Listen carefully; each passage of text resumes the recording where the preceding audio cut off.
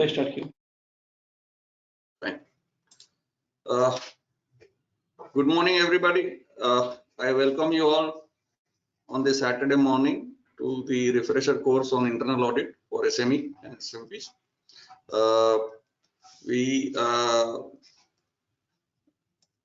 Our first topic is related to internal control, roadmap for practical development on internal control development, which would, I think, form a very essential part of any internal audit process.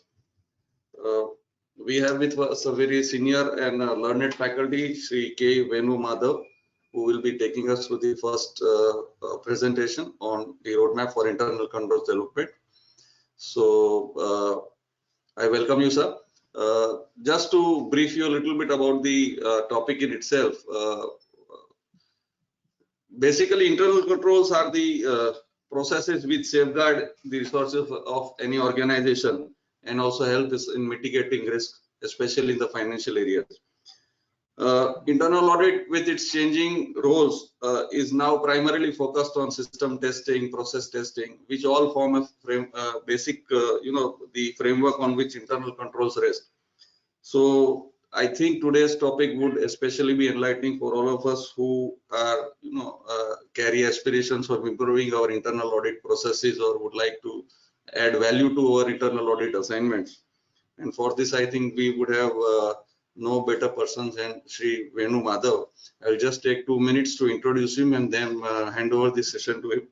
I would not like to take too much of his time. So Sri Venu Madhav is a qualified CA, CPA from USA, a cost accountant and a certified internal auditor, and a CFE, that's a fraud examiner, certified fraud examiner. He is working currently with WNS Global Services as a senior general manager for risk management and manages SOX programs and group internal audit functions.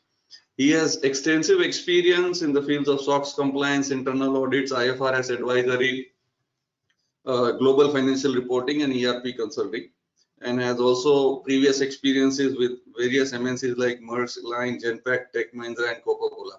Sir, I welcome you to today's session and would now request you to take over the session so that we can have your knowledge, we can share your knowledge. Thank you. Thank you very much, sir. Thank you very much, Rahul, for the introduction, and good morning to all the participants to this session. So as Rahul said, the context for today's session, the first session of today's program. So I'll be dealing with how to develop internal controls for SMEs and what should be the roadmap for developing these control environment, particularly in the context of SMEs. So so we might have seen the internal controls framework, and we might have discussed we have seen maybe there are various frameworks which are in vogue and very much developed and implemented by larger entities, like we have COSO framework for internal control. So we take the guidance also from some of the internal auditing standards issued by ICAI regarding the internal control evaluation and the environment, and discuss some of the important topics in the context of developing the control framework, particularly for MSMEs. Okay, so today I will be covering these topics as part of this discussion. So we'll look at the definition of MSME and what is the basic control environment which exists in SME enterprises, and limitations of internal controls in general, as well as in SME context, and developing internal control framework and how to develop the various components of the internal controls. And we'll also discuss about some key financial controls which are required for all the SME enterprises, and also some sort of fraud awareness and introducing some anti-fraud controls and preventing any fraud schemes in SME context. So this is the scope which I would like to discuss today as part of this topic. Uh, so first we'll look at the definition of MSME as defined by MSME Development Act 2006. So this is the as per the latest notification issued by central government.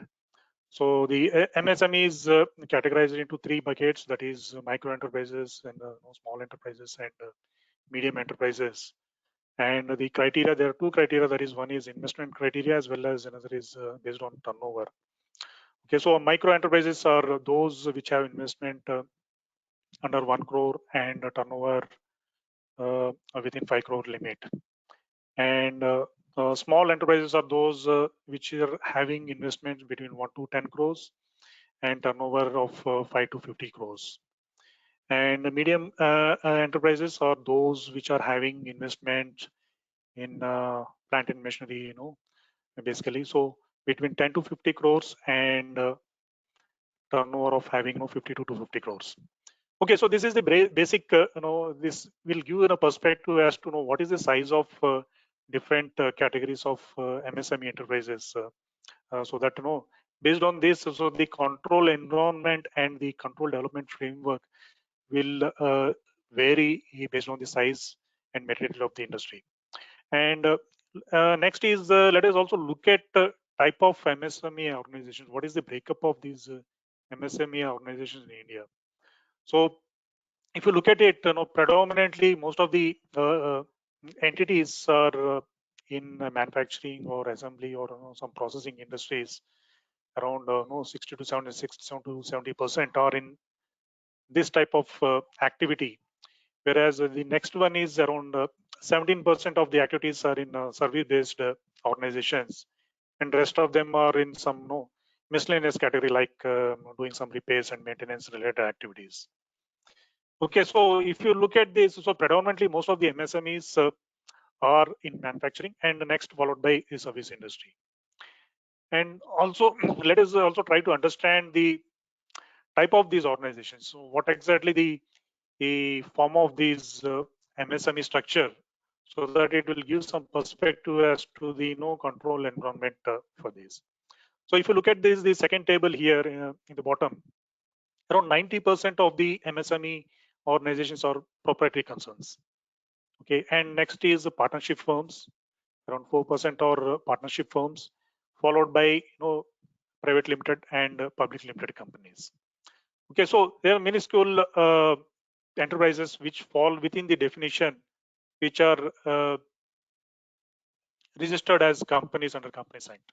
Okay, so whereas majority or majority of the enterprises are either proprietary firms, or it can be a partnership firms, maybe a partnership firm under Indian Partnership Act 1932 or LLP. Okay, so this gives the distribution and a type of and nature of MSME profile basically in India. Okay, then we will come to the definition of internal control. What exactly this internal control, and what is the importance of this control, internal control definition. So if you look at the internal control definition given by ICAI as part of the internal standards issued by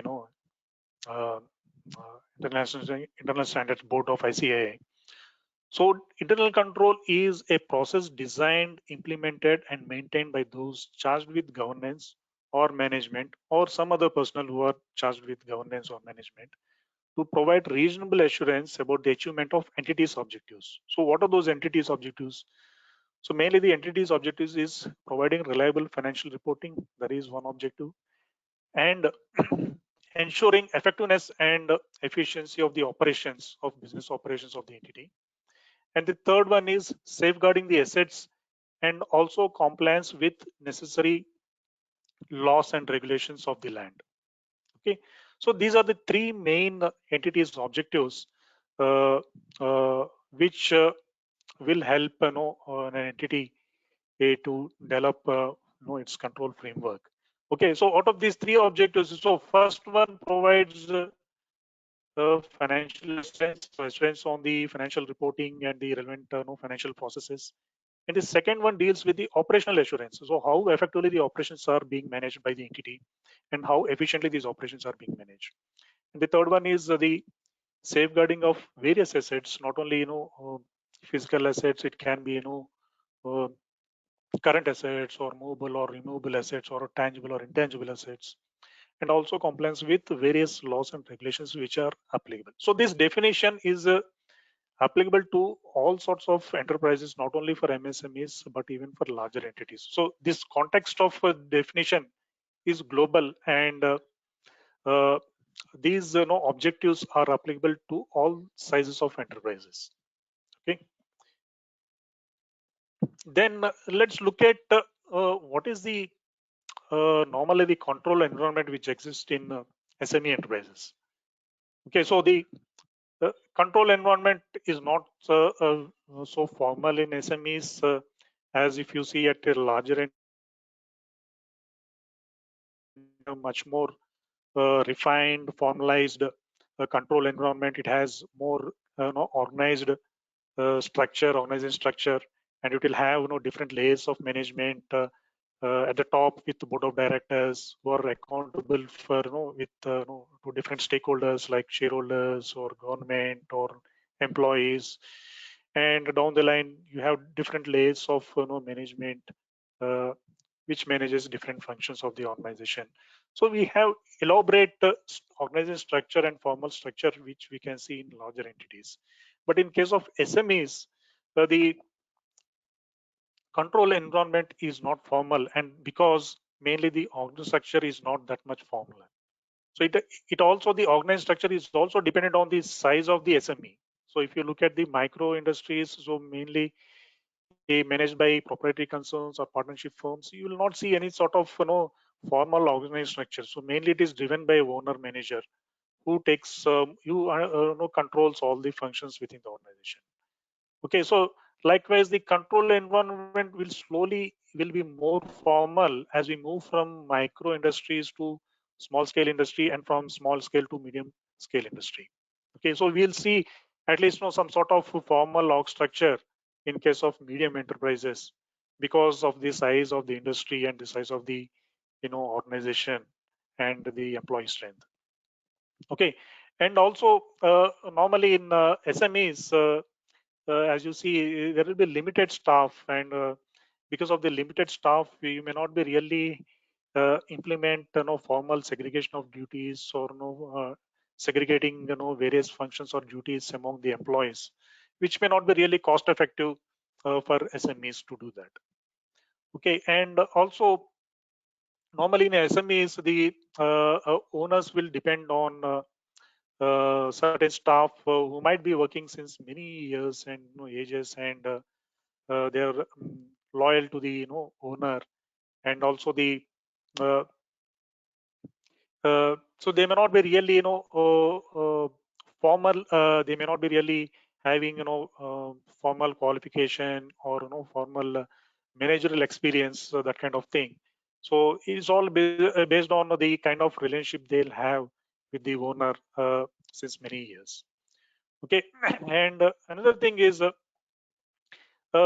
owners in SMEs may not be having really good oversight uh, on some of the controls, and because they are very much preoccupied with their main business activities, and they may relegate some of these controls, or they may ignore some of the controls which might be required to be implemented in in an SME organization. So that formal oversight of controls by owner might be missing, but that may not be the real case. I think in uh, some of the small enterprises, owners will have very good insight, and they will manage all the things, and they will know exactly what is happening within the organization. And so it all depends on type of owner. So some owners will have full control or the entire functions of the organization, whereas some owners may not give adequate importance to the control environment because they might be preoccupied with their regular day-to-day business operations.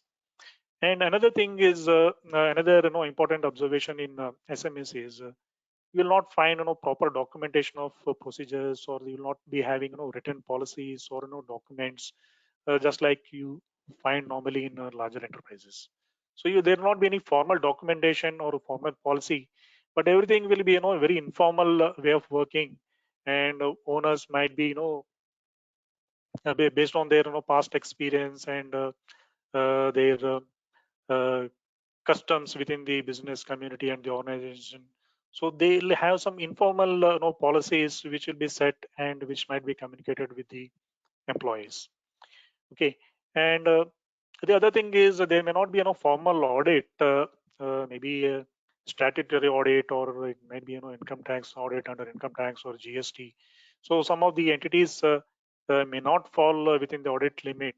So there may not be formal audit process for micro or smaller entities. And another thing is there will not be any formal code of conduct or code of business ethics, or so those kind of entity level controls which normally we see in larger entities, those things will be missing. So all this code of conduct and ethics all depends on the family, the, and the business community and the background of the owner. So it all depends on the personal relationship with the employees or the customers or suppliers, and with various external parties. So you will not find any formal code of conduct or ethics uh, with in SME organizations. So these are some of the aspects or the important key points of control environment in SMEs.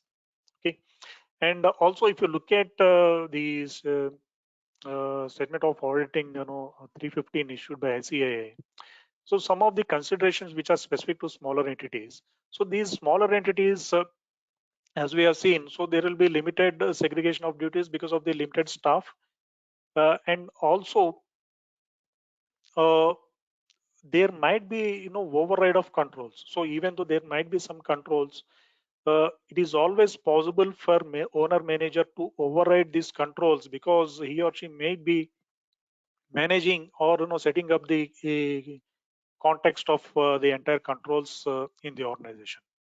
Okay, so one way it is advantageous because the owner manager will have better insights into the business and understands the controls required, and he knows where to put what kind of controls, whether on cash payments or receipts or purchases, sales.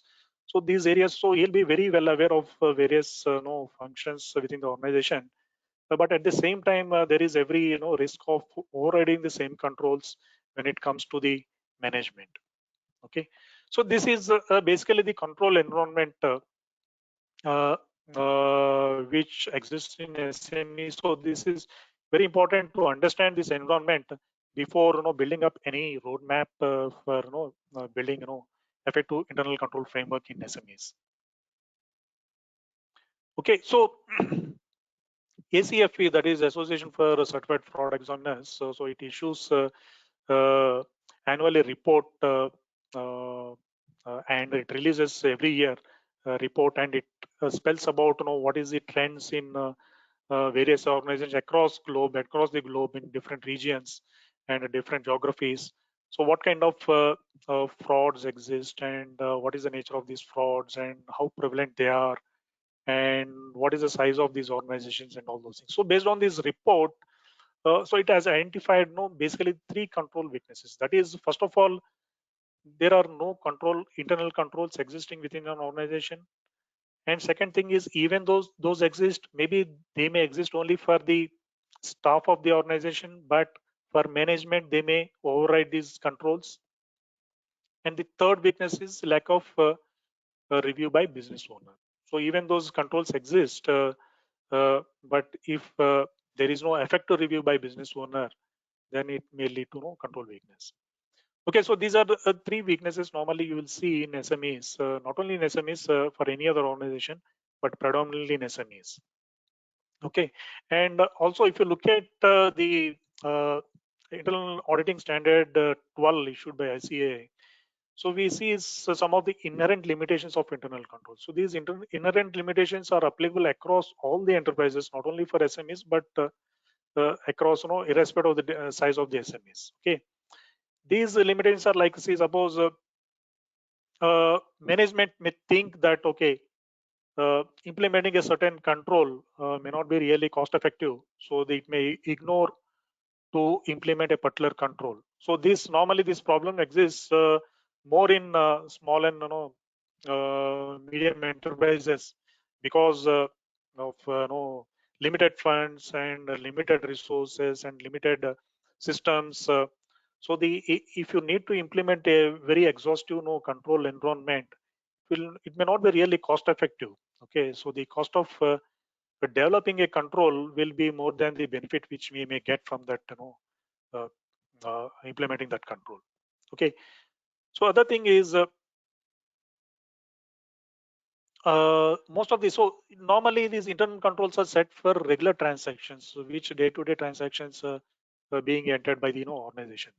So these organizations sometimes may enter some unusual transactions which may not be regular in nature, it may not be recurring in nature. So in that case, it requires some judgment by the owner or the staff of the organization, and because of the lack of precedent or experience in this area, so it may lead to some sort of errors or misjudgment in terms of estimates or how to treat a particular accounting aspect, or something. Say suppose there is sudden change in the regulatory environment or say regulatory requirement, so maybe the organization may not be ready to implement immediately the requirements of that regulatory framework.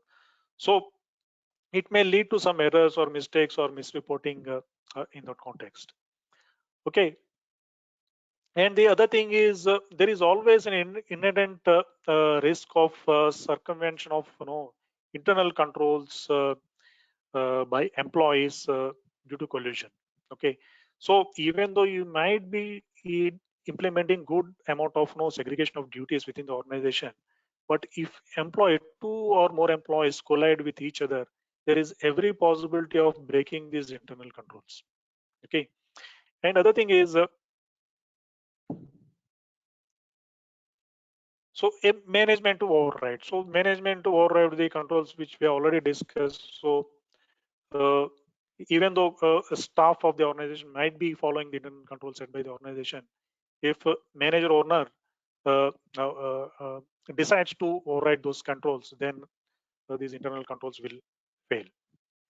Okay, so these are some of the inherent limitations of internal control which we need to keep in mind before developing the framework or roadmap for developing the internal control environment for SMEs. Okay, then comes to the responsibility for internal. So normally, who is responsible for setting up these internal controls within an organization? So we know that in large entities, large organizations, so it is the board of directors who are responsible for framing the internal controls and setting the right tone at the top. Okay, so that is very much well known, and that is a basic expectation from board of directors and senior management. Whereas in case of SMEs, so you'll not have that kind of managerial expertise or the kind of governance structure, and because of that, owner, so the owner manager is responsible for setting up the internal controls within the organization and communicate those controls down the line to all the staff who needs to understand those controls. Okay, so owner has to understand, the owner manager has to understand the importance of these controls and should give adequate time, should be able to spend adequate time and resources to implement at least basic controls around important functions, key functions. So we'll look at in few next slides what are those basic important functions where we need to set some of these internal controls and where it is required for irrespective of the size of the organization. Okay, so SME owners sometimes, so these owners, SME owners, may not be really proficient in terms of understanding the control requirement, and sometimes they may not really have the formal education, particularly the financial education or the accounting background, to set the controls in right context. So in that case, normally these SME owners will go for the help of external consultants like internal auditors firm or chartered accountants firm to set up to help them to set up the framework within the organization.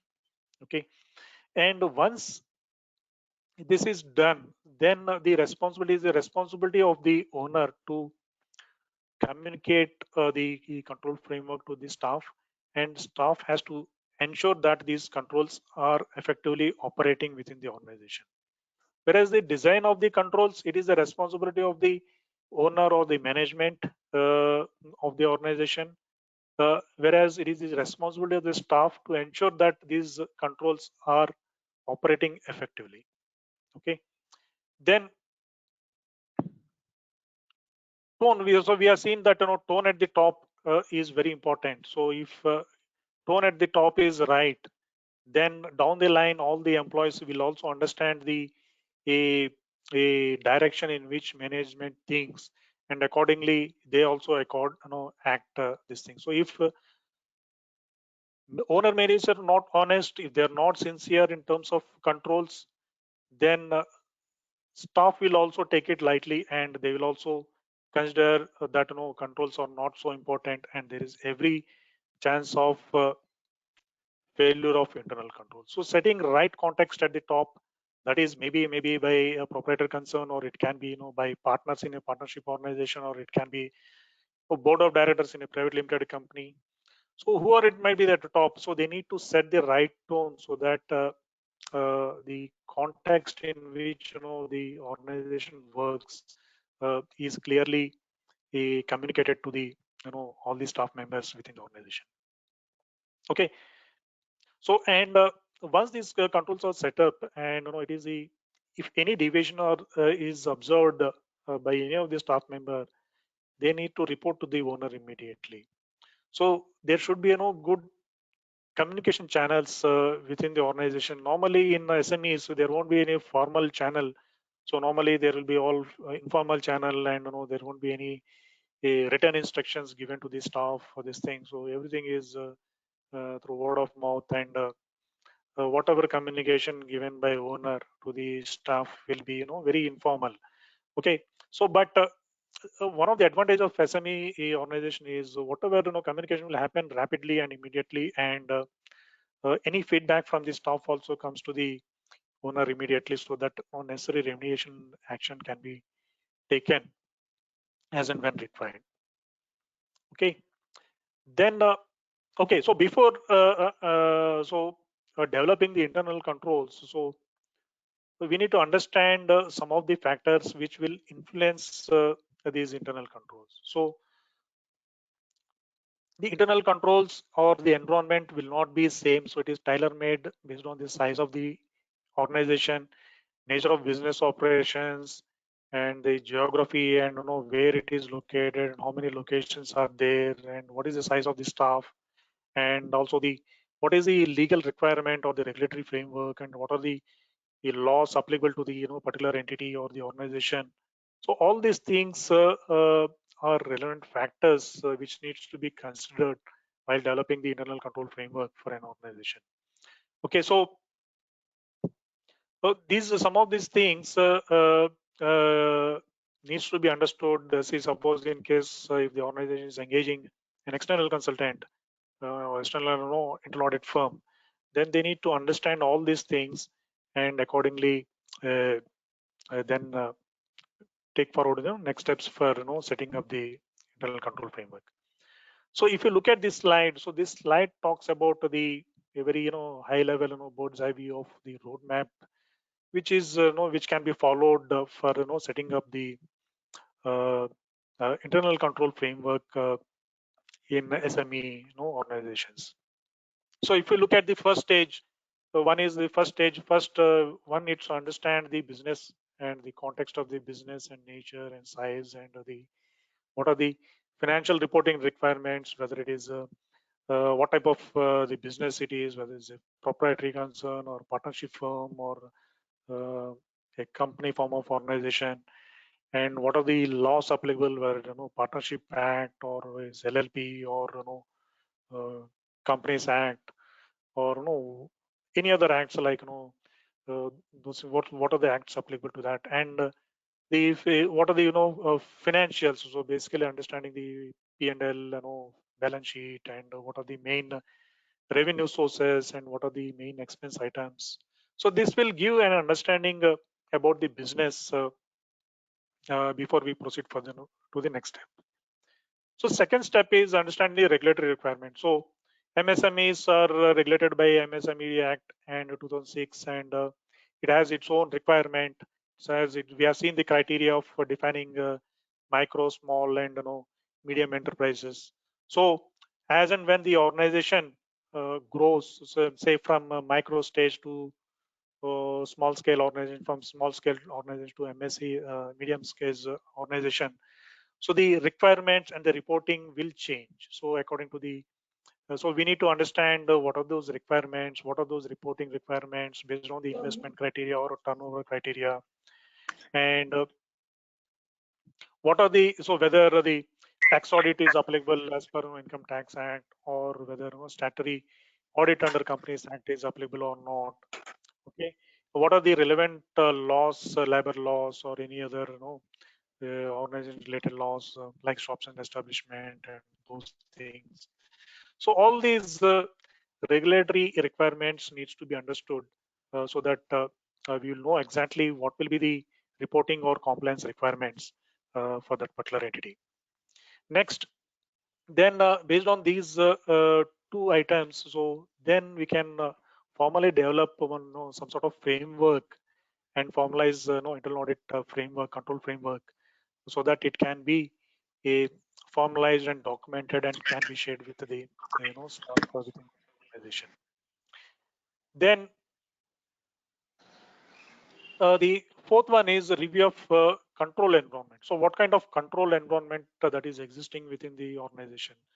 So what kind of organization it is, what is the tone at the top, and what is the staffing size, and what kind of segregation of duties are there, and what kind of policies, if any, are there, and what kind of policies, procedures, and what kind of systems, or what kind of applications, or any digital transactions happening or not. So all these things will help you to understand the control environment within that organization.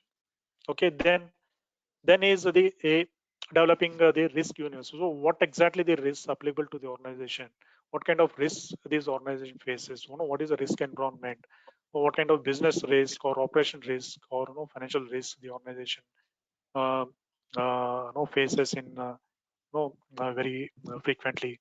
So what is a business risk? What kind is the nature of business, and what are the competitors, and what are the regulations applicable to the business, and how those regulations change the business risk, and what is the nature of different operations. So each organization will have its own operations and its own operational risks. So what kind of operational risks that are applicable, and what kind of financial risks. So whether there is adequate funding for the organization, and whether the funding is adequate or inadequate, and what kind of funding it is having, whether it's from bank funding or some short-term loans from external parties. So what is the kind of funding the organization is running? So this will give some sort of risks which are applicable to the organization. And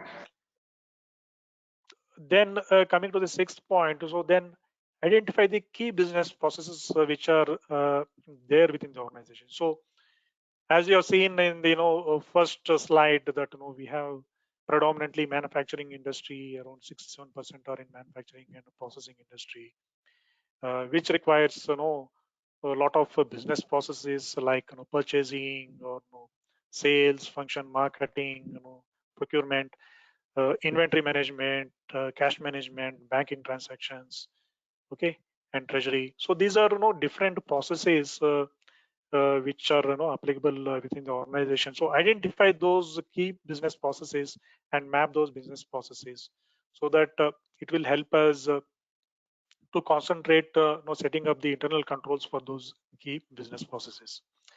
Then once you identify the key business processes, then next step is to build the controls for these processes. Okay, so these controls may be at maybe entity level controls, or it can be at process level controls. So entity level controls are those controls which are applicable at entity level, which are not specific to a particular process, but which are applicable at entity level, like tone at the top, like preparing some formal code of conduct for the employees, and make them sign when they join the organization, and abiding by the code of conduct, and maybe formalizing some ethics and formalizing the organization policy in terms of employee welfare. So all those things. So these are the entity level controls which are set at organizational level. And then is the key controls or the process level controls, which are the controls which are set up based on the key business processes identified in the previous step. Okay, then apart from this, you can also know SMEs also can set up, introduce some anti-fraud controls so that it can take care of any risks of embezzlement or misuse of funds, or embezzlement of assets of the organization. So some of the anti-fraud controls we'll discuss in the next slides. So need to identify those and build those controls within the organization framework. Then is once you set up these controls and formalize and communicate these controls to the staff, then is monitoring these controls. So monitoring is a regular running activity kind of thing. So how these controls are designed, and whether these controls are designed properly or not, and also whether the controls designed, even though they are properly, but whether they are effectively working within the organization or not. Okay, so it is control design as well as effectiveness of the controls falls under the monitoring of activities. Okay, so all these are the process, various steps which are required for developing the internal control framework for any organization, including SMEs. But the emphasis on these, each of the step varies based on the organization structure and the size of the organization. So some may not be that much relevant for micro, small entities. Some might be very relevant for medium scale industry or entities. So it all depends on the size of the entity and the complexity of the operations and those things. So accordingly, we need to fine tune and tailor-made these, this internal control framework. But this is the broad framework which can be adopted, and followed by any organization, including SMEs. Okay, next is coming to the components of internal control. So if you look at, so even I say SA standard 11, 12, SA, that is statement of internal audit standard 12 on internal control evaluation deals with different components of internal control. Okay, so not only that, even if you might have seen in larger organizations, so COSO framework, so they adopt all these, normally the listed entities or big organizations which are responsible for reporting to external parties. So they formally adopt well-established framework like COSO framework. So this COSO framework has the same components of internal controls, and so the same components are applicable even for SMEs organizations also. Okay, so we have discussed all these things in earlier slide, like the control environment and the risk assessment, control activities, information communication, and monitoring activities. So which we have already discussed. So, but these are formal components of internal control framework, which will help you to have achieve the various objectives of the internal control, that is financial reporting and the operations control, as well as compliance with laws and regulations. Okay, so all these 5 components are required for effectively financial reporting. So meeting the objectives of the enterprise. Okay, so if you look at the first component, that is control environment, we already seen that okay, the control environment is not that formal. in small entities or owner managed entities. Okay, but at the same time, owner manager will have better control, because he might be overseeing or managing the controls directly, some of the functions directly. So he'll be managing or observing the activities of the staff, his staff, and like the cashier or the accountant or the salespersons or purchasers. So everyone will be reporting to the owner directly. So he'll have better understanding of the business functions and the controls. So this is, so it all depends on the size of the enterprise. So we need to understand the enterprise environment and the controls which exist, and how much owner has the knowledge and control over these different functions. So that is very much required to understand as part of this control environment. And coming to the risk assessment, so large organizations normally will have very formal enterprise risk management framework, and there will formal organizations, like there will be chief risk officer at the top, and many people reporting to CRO, like some audit head, internal audit head, or other functions heads. So there will be a formalized structure of risk assessment and reporting. Whereas in SME enterprises, you will not find that kind of formal structure. So it is all depend on the personal involvement of the business owner, and how business owner perceives the risks which are applicable to the entity. And so you may not find any formal documentation or policies or organized structure which you can read and understand. But so when you're doing an audit of a SME, so most of the time you need to discuss with the process owner and the business owner, and understand his level of knowledge or the various functions and type of controls he has put in place, whether formal or informal. So by just talking to the business owner, or interviewing him, so we will understand the type of risks which are normally existing in SME uh, entities. Okay, so instead of not relying on the formal documentation or the process flows, so normally the auditor will directly discusses these things with the business process owner, or process owner, or manager of the organization.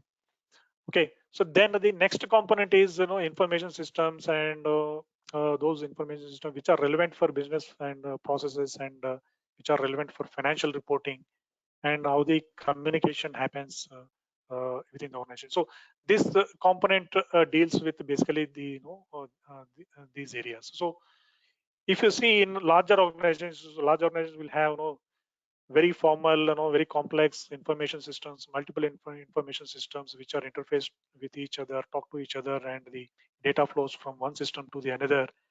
And there will be more formal manuals which will be available, so that whenever you are doing the audit of SME, so you can go through and understand those manuals, and or the process flows, and understand at least the risk control environment within the organization.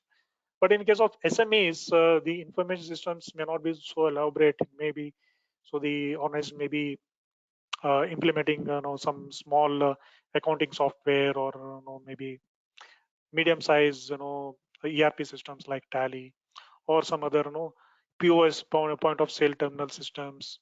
Okay, some other other small systems maybe for reporting GST or income tax, or some payroll related processing. So SME might be having small as well as staggered systems. So they may not be really integrated, well integrated systems. So, and also due to lack of formal documentation, so it is all the more difficult for an auditor to understand the information systems and the relevant business process flows. Okay, and there won't be any written policies or procedures on these systems. Okay, so that's why, so an auditor will need to whenever he or she does the audit of these organizations, so they need to understand these systems and talk to the relevant staff who handle these systems, and document and formalize those his understanding, so that it will be helpful for future period audits whenever they do the audits for the same organization. Okay, so and also a lot of inquiry and observation and interviews of these staff or the owner of the organization will help to understand the various processes and systems which are relevant for financial reporting. And also the communication channel, unlike larger organizations, the communication channels is very informal, and you may not be having really well structured hierarchy of communication with SMEs. So any staff may approach the owner directly and immediately talk to the owner and resolve some of the issues or report some of the whatever observations staff might be having, or if they need any clarification, they can talk to the owner directly, and those get clarified. So the information systems or the business processes is not so well structured in SMEs, but it again depends. So in now, if you see in most of the medium-sized organizations, they are implementing at least some sort of software like Tally or any other business information system, and they are also implementing some sort of customer related systems like marketing tools or any other digital tools which will help them to increase their selling or purchasing activities. So medium-sized organizations are slowly moving and increasing their information systems footprint, and as well as uh, at least they realize the importance of the documentation, and you'll see more documentation in that area. Whereas small scale entities, so they'll not find any that kind of formal documentation, or even they may not be having formal information systems. Okay. Then next component of internal control is the control activities. So these control activities is nothing but these are the policies and procedures which help management to complete their day-to-day transactions. So some of the important control activities are like authorization or performance reviews or information processing, or having physical controls or some of the assets like information systems, or either important physical assets like building or machinery, those kind of things, or segregation of duties. So these are some of the important control activities which normally any entity follows. So the formalization or the level of implementation of these activities depends on, again, on the nature of the and the size of the organization. So some of these controls might be done or executed by the owner directly. See, suppose normally in large organizations, so in the credit department, there will be some formal credit department, there will be formal marketing and selling department, like that. So the job of the credit department is to see the financials of the new customer, and see what kind of uh, how much credit can be availed by the customer, and what should be the limits based on the financial strength of the customer. And the okay, so those kind of formal, there will be formal separate department in large organizations, whereas in case of SMEs, so they may not having such separate department. So the so owner himself know pretty well all his customers, and whether to give credit to a particular customer or not. Okay, and if he decides to give credit, what should be the credit, and how many days so that credit needs to be extended. So all those things. So he knows pretty well his own customers, and so he makes the decisions then and there itself, and communicates those things to the staff. So like this. So, and also some of the approvals is like in big organizations you'll have this segregation of duties, and you will have formal maker checker concept. So one person will be entering the transactions, and another person will be approving or reviewing the transactions.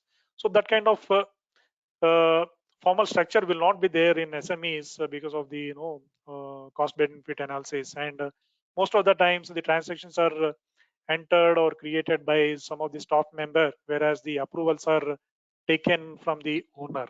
Okay, so So like this, so a manager, the owner of the enterprises, these SMEs will have better control over the activities or better insights over the activities.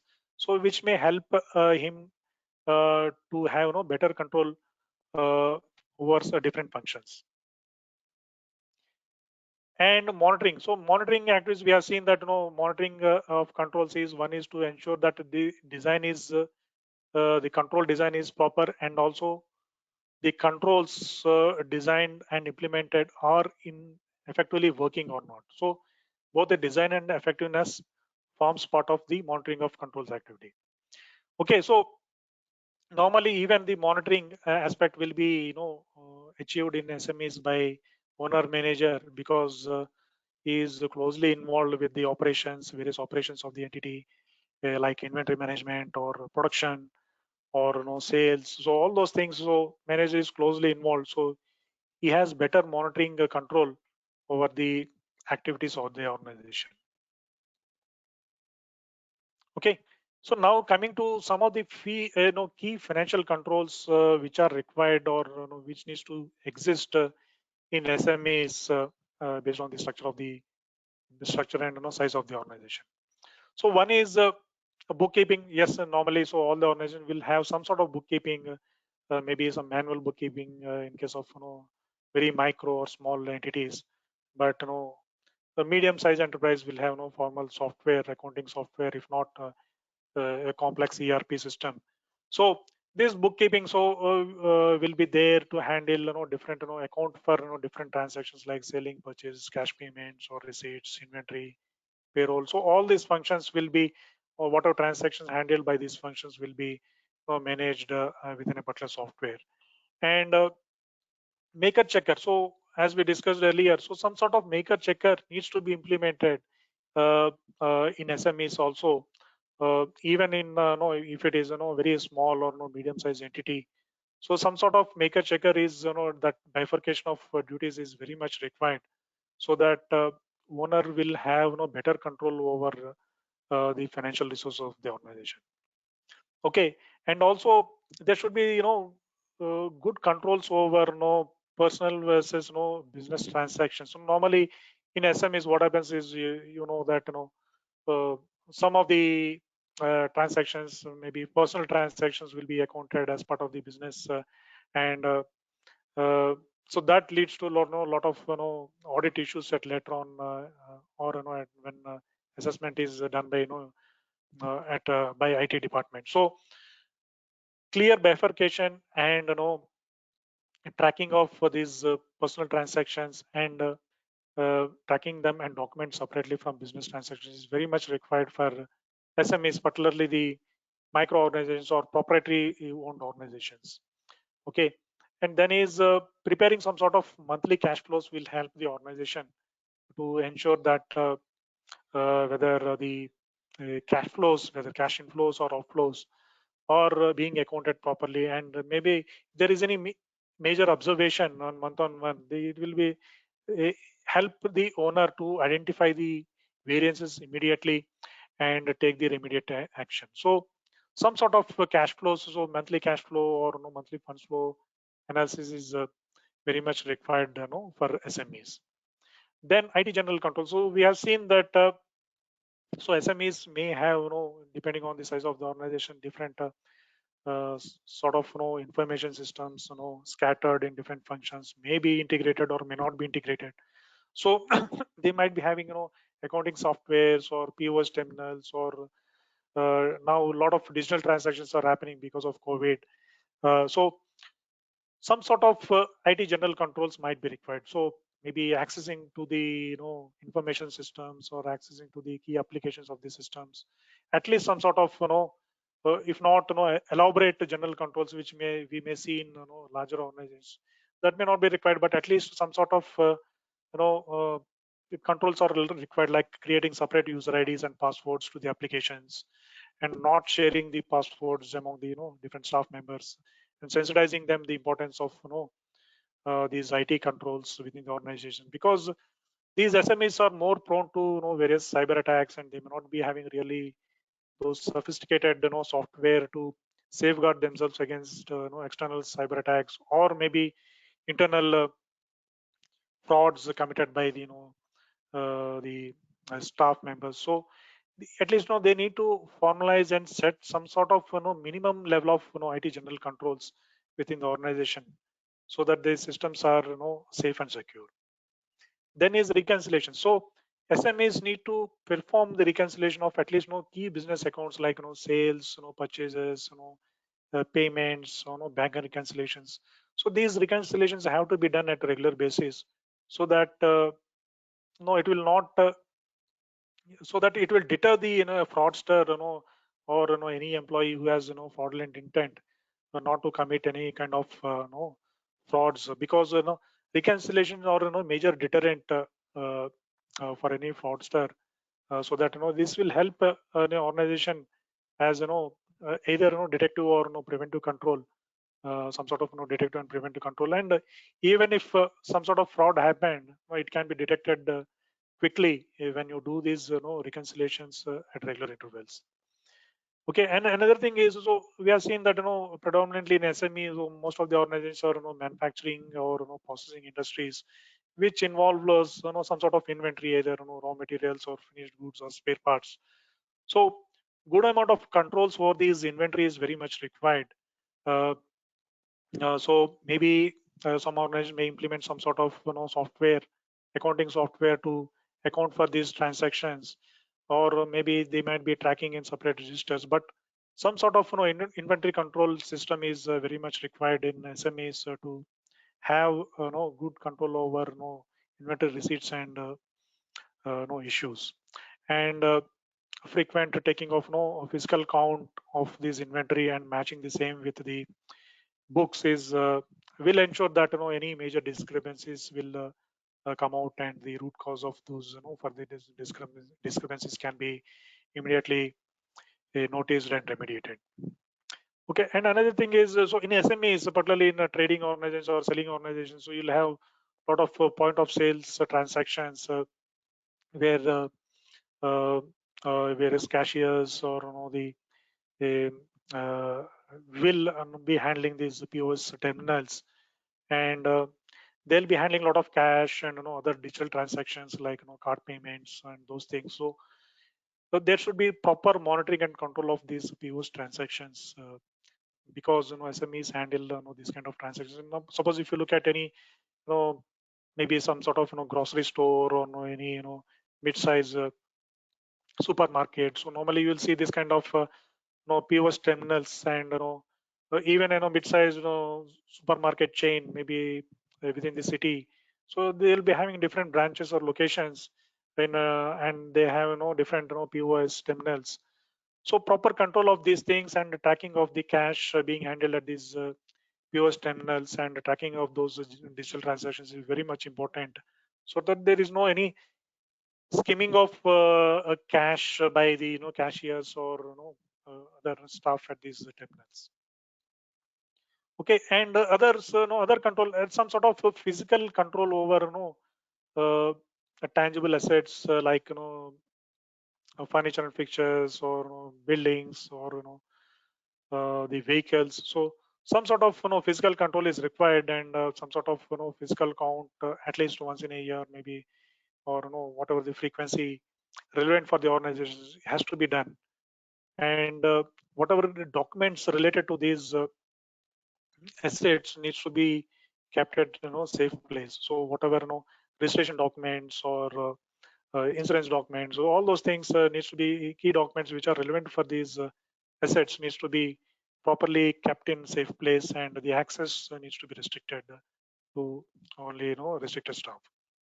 Okay, and also the next thing is, so normally there will be frequent churn of employees in SMEs, and because of that, uh, maybe a lot of new employees might be joining, and they'll be working for a few years or few months, and again you'll be hiring new employees on regular basis. So before hiring any sort of employees, so some sort of background checks is very important. It may not be really a very formal background checks normally done by larger organizations, but at least some sort of understanding about the employee, his past experience, and his what is at least the employee has, maybe employer needs to get some sort of maybe feedback or recommendation from past employees. That kind of formal setup in checking the history of the employees is required, so as to ensure that the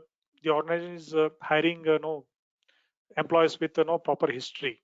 Okay, otherwise normally these employees may not be really having good employment history, or they may not be having really a formal education, so they may not be having really uh, proper profile of themselves also to give. But at least while recruiting, maybe normally employees go for some recruitment consultants to hire maybe in production department or marketing, or various places where they may handle the inventory or the various assets or even cash of the organization, which are the key assets of the organization. So it's all the necessary, all the more important for owner to understand the background of these employees before hiring. And next is, okay, having proper control over payments, vendor invoices, ensure that there are no duplicate payments.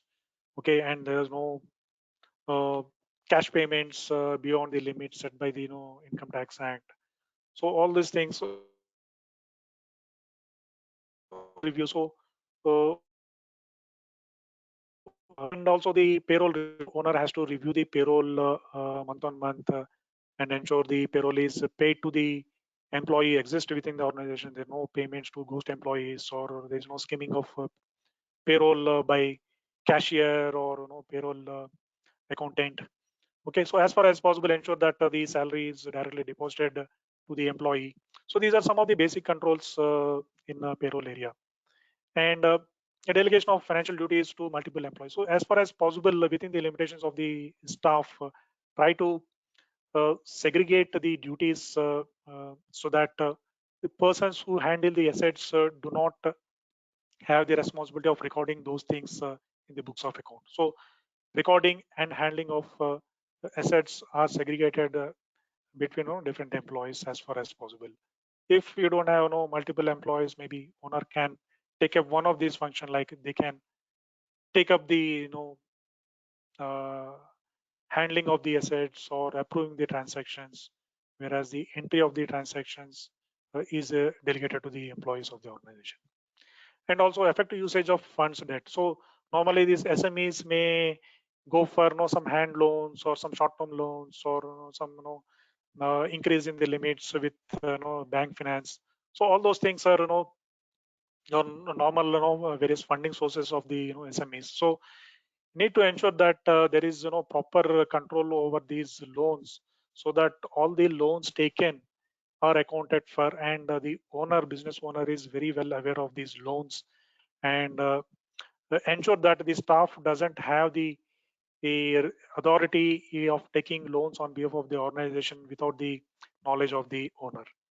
Okay, so very strict controls. So I've seen various organizations, small organizations, where maybe some staff may take some loans on behalf of the organization without the knowledge of the owner, and swindle those loans, and maybe by leaving the organization and or resigning the organization. So those kind of things are very common in SMEs. So even so, as far as possible, business owners needs to have direct contact with the lenders, so that they aware of the kind of loans they are taking, and the repayment of these loans.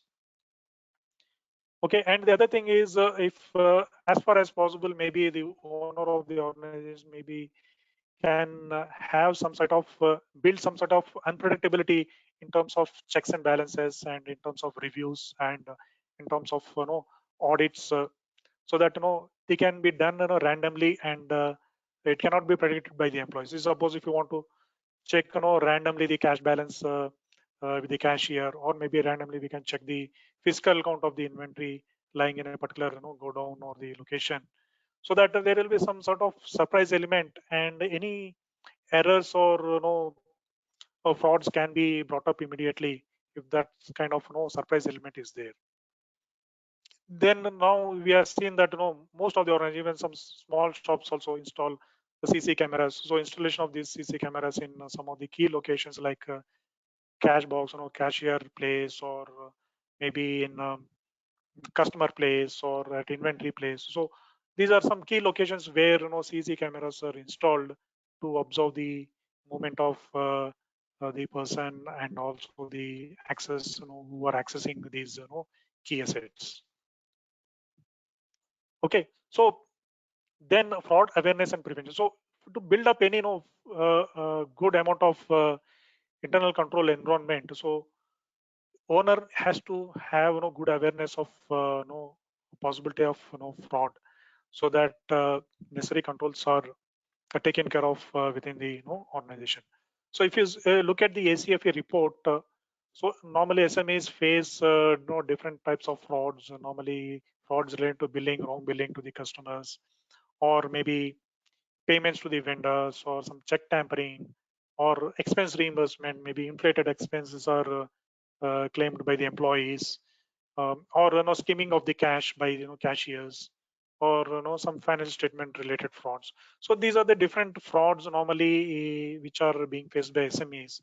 So business owners or the managers who manage these SMEs needs to have good understanding of these different kinds of frauds in different functions, and also needs to understand the fraud triangle concept. So if you see the fraud triangle, so fraud triangle has three elements, that is the opportunity and rationalization and pressure. So these three together will lead to happening of fraud within an organization. So owner should understand what are the different avenues of opportunities available for employees or customers or outside vendors uh, to conduct any fraudulent activity, or rationalization. So rationalization means, so it is like employee may think that okay, since he's working in the organization for a long time, uh, so he may think that okay, it is justified to maybe to embezzle some little amount of cash, or to embezzle some inventory for his personal use without the knowledge of the owner. So he may think that he may justify himself that okay, this small embezzlement can be done by him because of his long service to the organization. So this is called rationalization.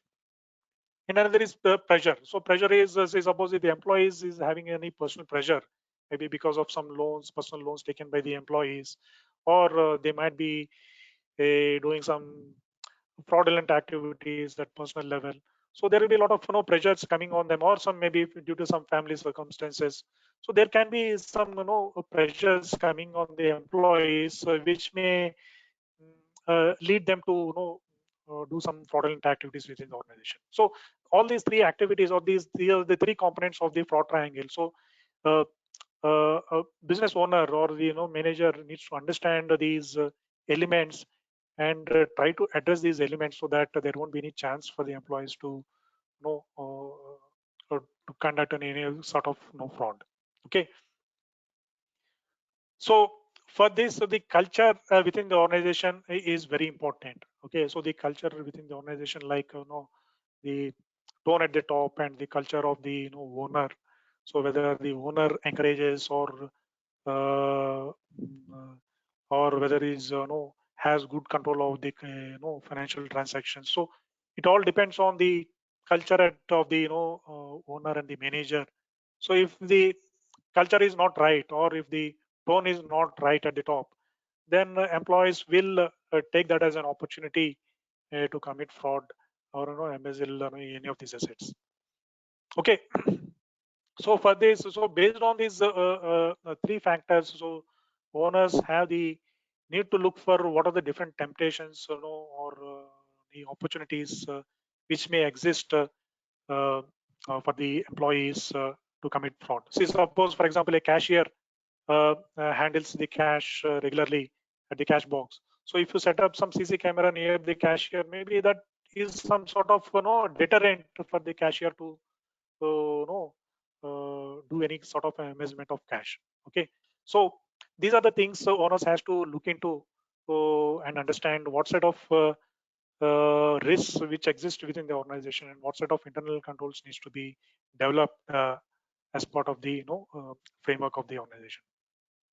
Okay, then it is also important for the owner to recognize and reward the staff who performs well and who are fair and who are loyal to the organization and who are uh, uh, true to the organization's spirit and the right culture, having right culture. So it is all the more important for the owners to have that kind of reward culture. So normally this you will see in the small enterprises. So normally the owners know pretty well their staff, and the staff normally will spend a lot of their lifetime career with that one particular organization. So they have some sort of informal understanding. So as and when uh, staff has some sort of personal maybe emergency or exigency, then maybe normally the owner will step into the issues and try to provide some sort of financial assistance or any other assistance, so that the staff uh, feels that yes, owner is always there to take care of his personal needs as and when required. So maybe some health issue, emergency is a health issue to the staff or maybe one of the family members. So those are the things which normally owners have to take care of to sort of develop that kind of bonding with the staff, so that it motivates them in right direction.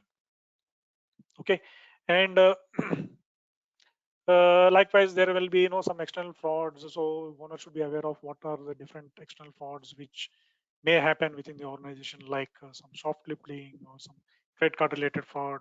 So there are a lot of now digital transactions happening. So a lot of risks are there on a digital transaction and online transactions. So the owner needs to understand these things pretty well and put proper controls around these risks.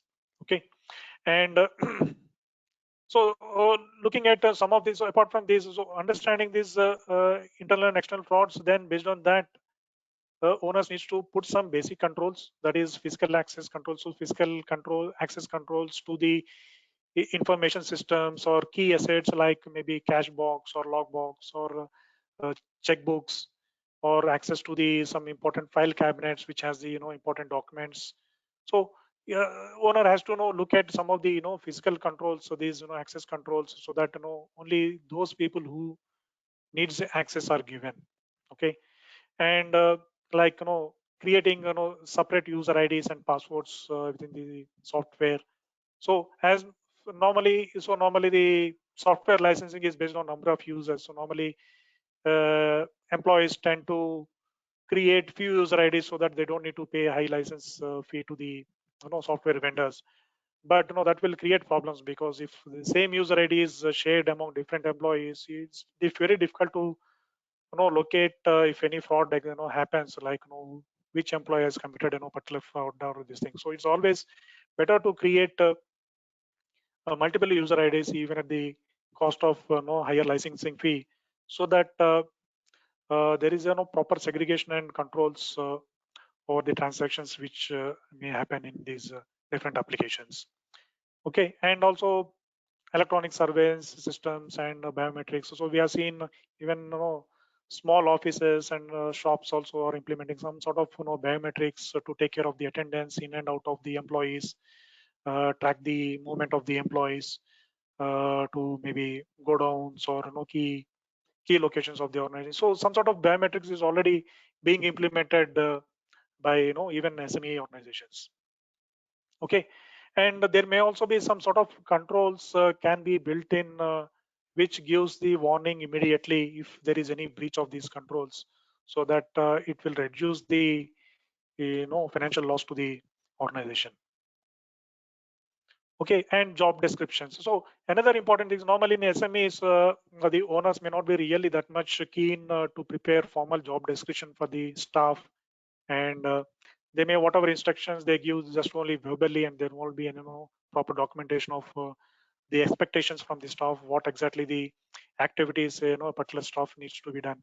So all those things may not be really formally documented, but this is very much important even in SME organizations, so that so that a particular employee will know exactly what he or she is supposed to do and what are his limits, so that they will not do any transactions which are not within his limits, or which are not within his purview, or which are beyond his authorization. So this kind of a job description and communicating the job description is will prevent will be a good preventive tool, for preventing any possible frauds within the organization. Okay, now then, as we have seen earlier, accounting reconciliation analysis is also different reconciliations, timely reconciliations of debtors, creditors, and banks and cash or inventory. So all these reconciliation will help. So these are the basic controls which owners has to keep in mind while developing the internal control framework within the organization.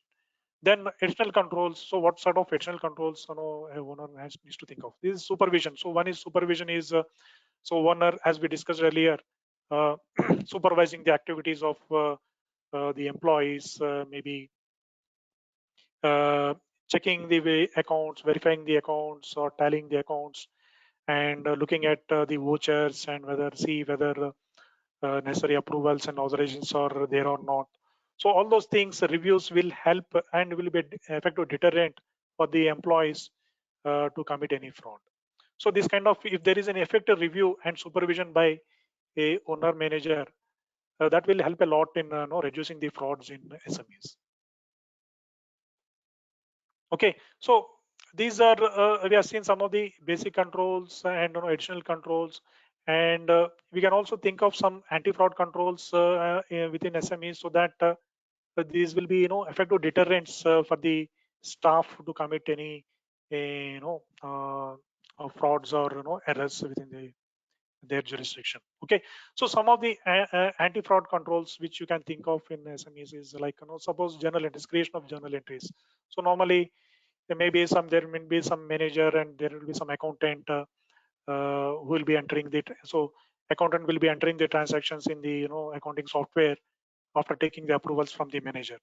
So if you insist that, if you set a control that okay, all the entries needs to be passed in the system only after written approval or written approval from the manager, then that will be an effective deterrent, so that manager will not come to the accountant and say that okay, you just pass this entry verbally. So if accountant insists that okay, you give me this authorization, written authorization, then I can create the transaction within the system, then that will be some sort of effective deterrent, because when a manager gives the written authorization, then that there will be formal documentation saying that okay, so and so transaction was approved by so and so manager, so that only authorized transactions are created within the organization. So some sort of maker checker or approval system will help to prevent some of the frauds within the organization.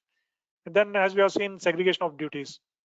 Okay, in normally in SMEs, it is not possible to really segregate the duties, but at least the concept of segregating the uh, creating the transactions and having access to the assets, these two functions needs to be segregated, so that there won't be any conflict of interest by the employees. So maybe in the owner interest, sometimes maybe he can rotate the cashier function to some other person within the organization temporarily, so that if a new person handles the cash function, that will help to maybe to understand what exactly things happened so far earlier, and it may not be really possible for the previous accountant to uh, conceal all the frauds committed by earlier. So effective rotation of key areas like cash management or inventory management or purchases. So purchase is one important area where very risky area normally collide with the vendors and or pocket some of the of fraudulent money with the collision of with the help of the vendors. So some of these key functions like purchasing or cash management or banking or inventory management needs to be rotated, uh, that with some sort of surprise element by the owner. Okay, so these things will ensure that uh, these are effective deterrents. So if employees know that yes, their job will be rotated, uh, maybe with short notice or without any notice, then that will be an effective deterrent for the employees also to commit any sort of fraud within the organization. So then what is the benefit or consequences of good internal controls? So good system of internal control helps to reduce the errors, and it also protects the assets, and it also be an effective deterrent to the employees, saying that okay, if there are effective controls, then it will be deterrent, and they pursue that yes, there are detective controls existing in the organization, and if they commit any sort of fraud, it will be detected immediately. So that kind of perception will be built in among the staff. Next is handling, effective handling of audits, inquiries by external agencies. So if there is any good controls system within the organization, it will smoothen the audit process so that whatever audits, be it GST or income tax or audit under Companies Act, or any queries from any departments, can be handled smoothly if there is an internal control and documentation, proper documentation. And also it will help the image of the organization with the lender. So normally these SMEs go for bank finance or so some external lenders, small lenders. So if there is some sort of good control environment, the banks also can rely on this internal control framework of the organization, and they'll get some sort of assurance that yes, this organization is managing the funds given to them properly, and there is proper control and usage of the funds. And business valuation. So if there is a good control, then obviously the records will be good enough, and the final statements will always be up to date, and this thing. So whenever the owner wants to sell off to third party, you'll get good business valuation out of this organization. Okay, so these are these are the various topics which I covered as part of this today's seminar. So all these different controls will help to build the finally the objective of this program is to build effective controls and have proper roadmap for developing these internal controls. So once a owner manager understands the control framework and the business environment, that will help build proper internal control framework within the organization, so which will be helpful for smooth audit and any other queries or inquiries comes by by external agencies. Okay, so with this I conclude my presentation. So now maybe open to audience, any queries or any questions.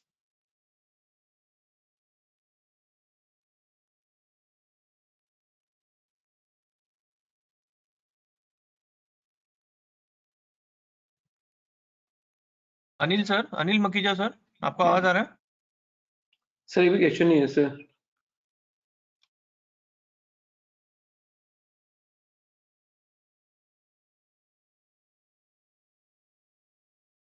Hello, Anil sir. Yeah. Okay, so I think if you don't have any questions from the participants, I think we can conclude that.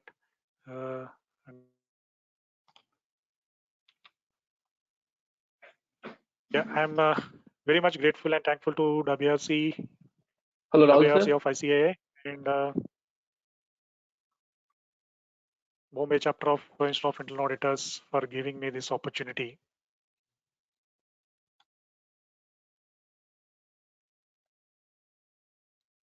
Hello. Sir.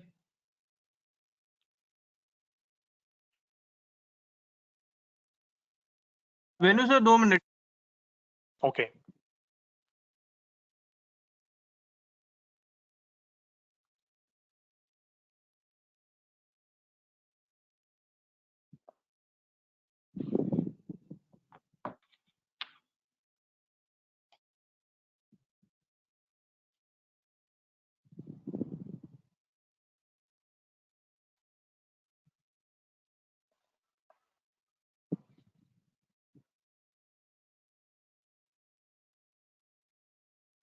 Rahul sir,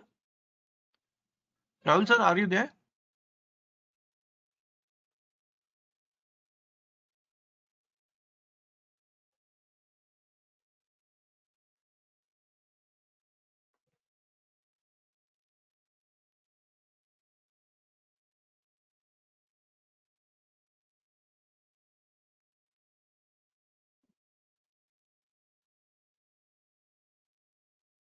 Mishra Rahul sir को phone कर।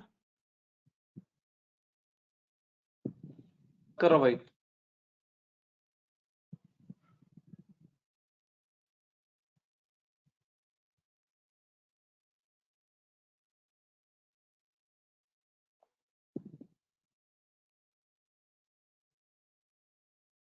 Hello. Yes, sir. Venu, sir. Yeah, thank you so much. So I just Yeah. completed my So, presentation. Thank you very much for this opportunity. Thanks a lot to WRC of and SCI. so on behalf of WRC, I sincerely thank Venu sir on providing us very valuable guidance on this very important topic of the roadmap, practical roadmap for developing internal control. And I'm sure everybody would have been enriched by it. So thank you very much, Venu sir, for sparing your valuable time. Thank you very much. Over to the next session. Thank you. Thank you.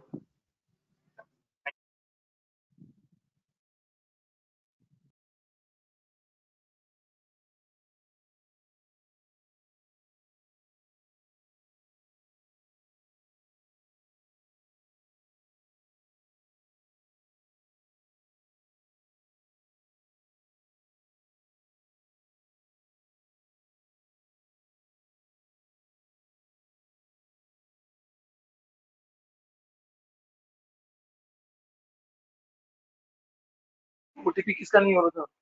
Bank से कर रहे हैं तो bank का उनका account block हुआ है वो बोल रहे तो वो मंडे को ही ओपन होगा। अनिल सर आपका आवाज आ रहा है अभी। अनिल सर अभी आ रहा है? Excellent, हाँ. So thank you, Venu sir.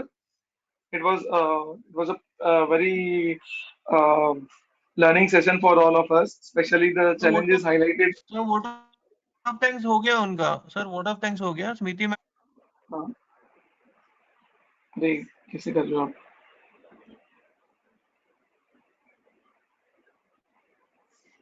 आपका पीपीटी शेयर करेंगे।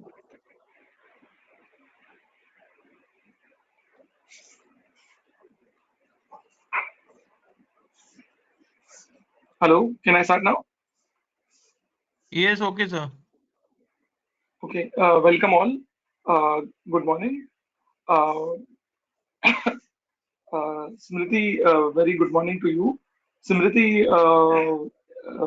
is from Total Engineering, and she has worked all big corporates like Bombay Dyeing earlier, and she was working with Tata Power. She was instrumental in setting up the Internal Audit department and the COSO framework in Tata Power. Tata Power, maybe we all must be aware that Tata Power is one of the first company to achieve IPPF compliant IPPF compliance. Smriti has over 2 years of 2 decades of experience. She has done her she has initially worked with A.F. Ferguson and company and KPMG USA. So we all welcome you, Smriti, on the board. Over to you. Thank you. Can you please confirm that the presentation is visible? Yes, ma'am. Ma'am इसको slide show पे कर देंगे ma'am. View में जाइए, view में। Is it there now? हाँ जाइए वहाँ पे क्लिक Yes. करिए।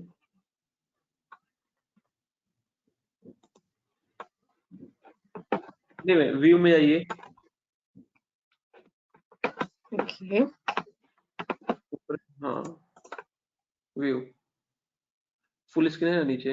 हाँ अब मैम थोड़ा आपका लैपटॉप थोड़ा नीचे करिए ना, सिर्फ आपका आँख तक ही दिख रहा है। और नीचे All करिए। right. Is it okay now? और नीचे करिए ma'am.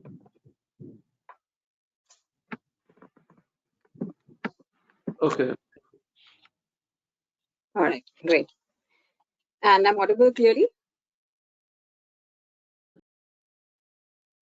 Yes, Smriti. Great. Thank you. So we'll get to today's topic, that is on audit planning and sampling. and getting right into the first portion, which is on audit planning. So these, before we start, the whole presentation today is focused on the structured method following standards in terms of planning and sampling. Of course, we are talking about SMEs here, so those structured processes may not exist, which is exactly why this session was planned. So of course, it will have to be tailored to what is necessary for the enterprise that we're talking about, depending on the size. A lot of great practical examples were already taken by the previous speaker, Mr. Venu, and I think that will apply throughout this presentation as well. And the same considerations would also apply to the planning and the sampling stages. So with that, I will get right into the audit planning process. The first point that we need to note is, or for any auditor to know, is where to understand this process. So there are two sources. You can look at the standards on internal audit. Standard 310 specifically deals with planning of internal audit assignments. And of course, the international standards of professional practice of internal auditing. You have performance standards there that would take you through each and every step of the audit process as well. And that includes planning. So why is planning so important? Planning is important because most of, or the biggest portion of the work of a project gets done there. Now, this is true with any project. Before you start any project, you plan. And the same thing with an internal audit project. And when you plan, a lot of the clarity on what you need to achieve, including the objectives that you need to achieve, gets detailed out right there. And then you have a lot more focused approach, and therefore the chances of achieving what that project requires is much higher. So the objectives of an overall internal audit plan. So you see the broad 4 objectives here. The first one is to ensure that the internal audits are planned in line with the objectives of the function. So in SMEs, a formal function may not exist. It may be a role that is probably shared by the CFO or some other function, in which case it's all the more important to ensure that adequate time is spent on the planning portion of the audit, because after that the execution is either usually outsourced or performed by a very smaller internal team which may not be as experienced. So planning and setting out objectives and what needs to be achieved is really important.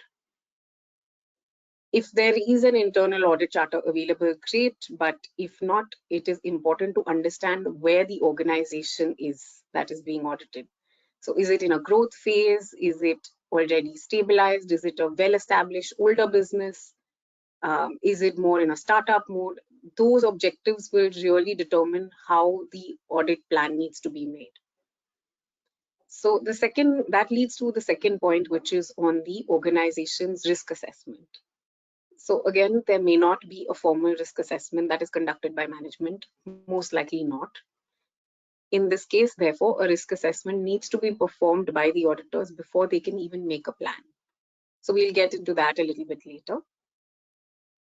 Also, the third consideration is to understand or confirm the broad scope of what this plan should encompass, the methodology that needs to be covered, the depth of the coverage. So how much do you want to audit?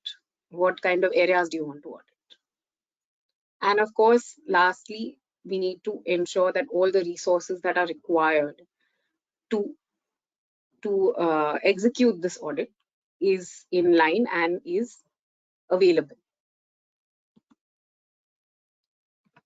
So just to look at the broad steps that is specified in the standard, although this is a little bit of theory, it's important to understand because this is same no matter which audit project you take up. So an internal audit plan needs to be, of course, prepared.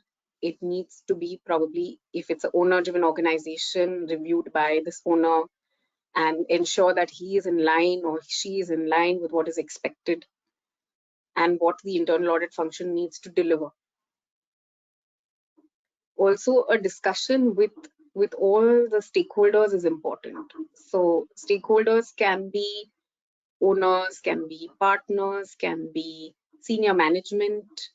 The CFO will look at an audit differently from how a person in the business line or a CEO will look at it. So all these considerations need to be understood, because that will help you plan your audit better, and it will help you achieve the expectations that the audit wants to deliver. And the next important thing is to have an audit universe. So this is nothing but all the auditable areas, activities, locations, etc., to understand what it is that we need to audit, to have a holistic picture of the organization. Now, in SMEs, of course, this may not be again available. You may not have a list of processes. You may have, you may not have a list of systems, etc. So this will probably need to be prepared through interviewing of the stakeholders that we talked about in step 2. Again, a risk-based planning exercise, which we will get into in more detail. And the audit universe and overall audit plan shall be continuously monitored. So it's an audit plan is not frozen in time. It needs to continuously be looked at to make sure that the expectations are met, the risks are covered, and the business feels that there is some added value from this internal audit. So these 3 things are really important. Moving on to the broad steps. So we talked about obviously obtaining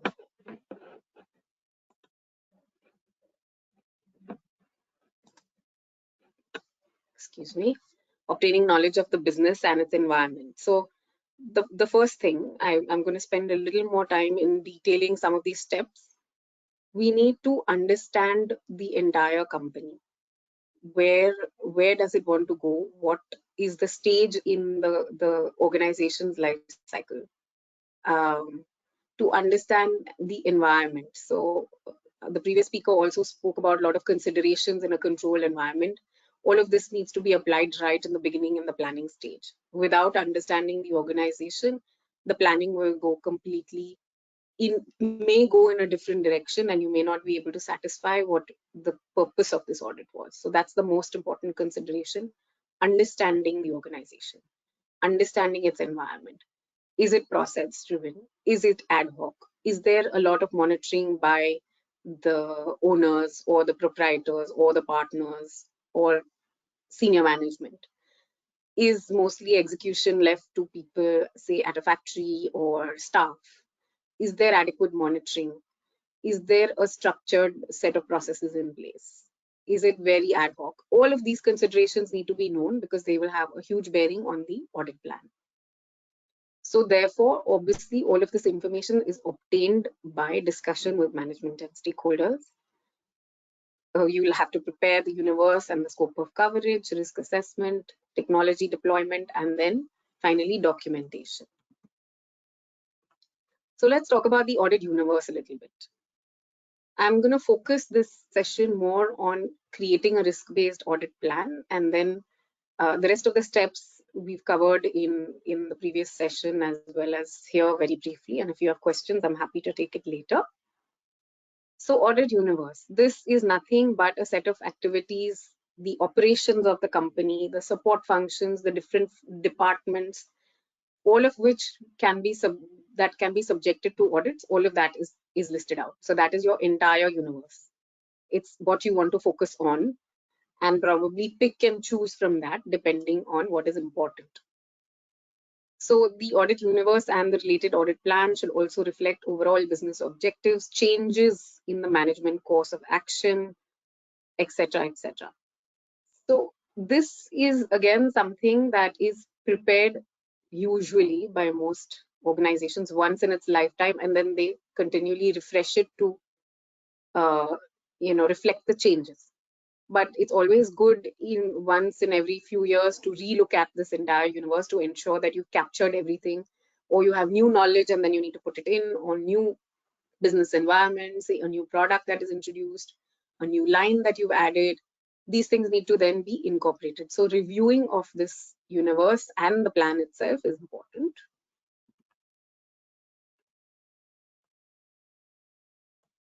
Now, how do we conduct the actual internal audit planning process? So this graphical representation gives an idea of how prioritization is done. So we've now built a universe. The universe could be a number of processes if they exist. It could be a list of activities. It could be a list of functions and activities within the function that each function does, which you will get when you interview. It could be a list of locations, say it's a multi-locational company. It has somewhere manufacturing, or it's a service organization with people spread across. You will know all of these when you talk to the stakeholders. So making that list from the universe, what is important, that has to be then prioritized. So this is talking about the method of prioritization to create what should be audited. So of course, the risk assessment will also help in doing this. We will come to that. You will look at the senior management expectations. If it's SOX compliance, look at that. Rotation to ensure all auditable units can be audited at some point. So that way prioritization happens, and you allocate those resources against that prioritization, and then finally make your audit plan. So just some considerations before we get into a little more detail is it's a good idea to have this universe classified into what are the absolute basic critical processes. So for example, if it's a manufacturing organization, the production process or the sales process in terms of trading organization, these would be critical processes. The business depends on this. Then you'll have support functions which are probably as critical, like a transport or a logistics function. But they are not as critical as your core function. Then you'll have support functions like a human resource function. And these could be, these are of course also very, very essential to running the business. And then there are other smaller functions which would support these, like legal function or having statutory compliance, people doing compliances. So these are the kind of functions that you would have. So classification of these functions based on criticality could be one way to ensure that you're focusing the audit and the limited audit resources available to get the maximum out of these audit plans and audits that are conducted. So focusing on what is important. This is done through risk assessments. So doing a formal risk assessment in SME may or may not be possible. So it's important to understand where the critical functions lie. Definitely those should be audited at a minimum once a year, if not more often. Processes where suppose there is a large amount of inventory or a large amount of fixed assets, then concentration on those areas would be important. So determining what is important in terms of locations, units, departments will determine focus areas or criticality. There might be also some considerations like certain things that auditors notice when they go on site. They feel, okay, this is an important thing, we should look at this. This process looks broken. This doesn't seem to be working. Therefore, we have these issues. So then they could conduct something like a spot audit and ensure that these are also part of the plan in the future year to make sure that they're working. In certain other areas, you could have themes. So for example, you want to make sure that everything is working, say from placing an order to the final payment. In that entire process, we want to make sure that that entire process and all the connection in between that process is working. So you could have a theme. So if you have multiple products, you want to check this across products or across different locations to make sure only this process is working. So that's a theme. Or you could determine audits based on location. For a small or medium enterprise, you may not be able to travel often to different locations to do a certain audit of a certain function and then go again to do another function. No, if you go to a location, you want to cover everything in that location. So then whether it comes to something like producing or something like the HR operations in that location, you want to cover it all at once. So you have to determine or you might want to have a mix of both in terms of a theme or a location. There will be certain exclusions or certain areas that are not audited. Certain things that, say, for an owner-driven enterprise, they know it's working well, they have direct supervision, they do not want to focus on that. So you will then focus limited resources in different areas. Therefore, the stakeholder feedback is really important right at the beginning of the planning process and at the end of the planning process to validate that this entire process is actually adequate. So when we talk about criticality of processes, say this is an enterprise that has many processes or it has many activities, and they can be then divided into what is critical, what is essential, and what is desirable. You could have something like a 3-year audit plan if everything is not possible to cover in 1 year. So that is some of the things that are also part of usually larger enterprises which have many activities, or internal audit functions that do not have too many resources and therefore need to do it over a period of time. So there are many considerations again in terms of selections. You could give scores to your audit, and that can then be built into the next year's audit plan. Higher scoring areas may be audited less frequently. Lower scoring areas where controls are weak could be audited more frequently. Then going into a little bit more detail on the risk assessments. So this risk assessment is something that is not only necessary during the planning phase, but also needs to be continually updated during the entire audit plan, which is why it is something that we need to understand. So there could be multiple factors that go into assessing what risks could be affecting an enterprise. So there could be something within the company. Say there are very few people in a particular department, so they are sharing many responsibilities. In an SME, this is common. You could have one person who's also doing bill passing, he's also doing certain amount of other work for another function, he's also doing a data entry into an IT system. So if there are no segregation of duties, these are factors that need to be kept in mind, because then the testing in accordance with this reduction of control or a segregation that would be available in a large enterprise is not existing. So then what is the compensatory control that needs to be tested? So these are things to keep in mind. And that will help determine, again, the area of focus in a plan. Even the organizational strategy. Are they aggressive in their strategy? Are they conservative? That also determines how you would plan. Looking at what kind of issues they've had in the past. Have they had issues where statutory dues have not been paid on time? Or something like they have been reprimanded by some environment authority, maybe at a production site. So these are the things that need to be kept in mind to ensure then that those areas are audited more frequently with a lot more detail. Need to look at more documentation. So these are the considerations that need to go in. There could be external factors. Is competition very high or very low? Are they monopolistic? What are these considerations? Is the sector in a growth phase, and therefore the company is matching up to that or trying to catch up? Are they in a customer acquisition phase? All of these also needs to be looked at. So that looks at changing market conditions, changes to laws and regulations. Of course, that needs to be considered. Changes to internal systems or business processes, or having new people on board in critical functions. These are things that, of course, need to go into this planning exercise.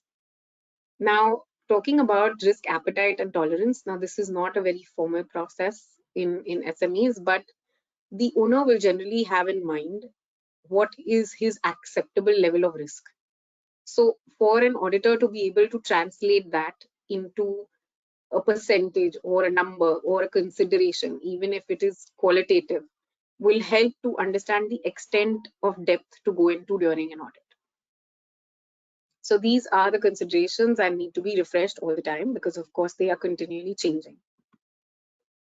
So this looks at the planning process overall. I don't want to get into further detail because I'm afraid we'll run out of time. So there's, of course, the engagement planning activity and initial meeting. You might have some surveys, looking at walkthroughs, preparing audit programs, all of this goes into the planning process. Then, of course, in the life cycle of an audit, you'll have the actual execution, which would be transaction testing, informal communications, audit summaries, working papers, evidence of the work performed. You'd have draft reports, final reports, discussions with the process owners, and then conclusion. And of course, the important one, which is the recommendations are being followed up and executed. So this sums up the entire internal audit planning process. We will now move to the next topic, which I want to focus on, which is audit sampling as well. So for audit sampling, some of the considerations are in terms of smaller enterprises or smaller resources available for audit. You, of course, cannot test 100% of the population, and you may not have tools to do complete data analysis, in which case it would be important to base your audit procedures on sampling. And that's where this topic comes in. So of course, your sampling has to be based on what is the ultimate objective of the audit, what is the considerations that we saw in the risks that we considered, and that will also help determining the control structure, understanding of the structure to plan the audit, and then to determine, of course, the nature, timing, and extent of tests to be performed. So there is a SIA on sampling that gives a detailed description and the theory, which is important for people who are looking at performing internal audits for the first time. Of course, there are IIA standards available as well. So there are two major types of sampling. There is statistical and non-statistical sampling, usually that is applied. What I'm going to do is focus on some of the more popular types of sampling, and then if there are any questions, of course, I'm happy to take that for other types of sampling towards the end. So we talked about the objective of the audit. So samples have to be selected in a way that every sample can be representative of the population in one type of sampling. So what is a population? Population is nothing but all the transactions that are involved in the area you want to audit. So for example, if you were auditing a purchasing process, one set of samples would be all the purchase orders that are raised.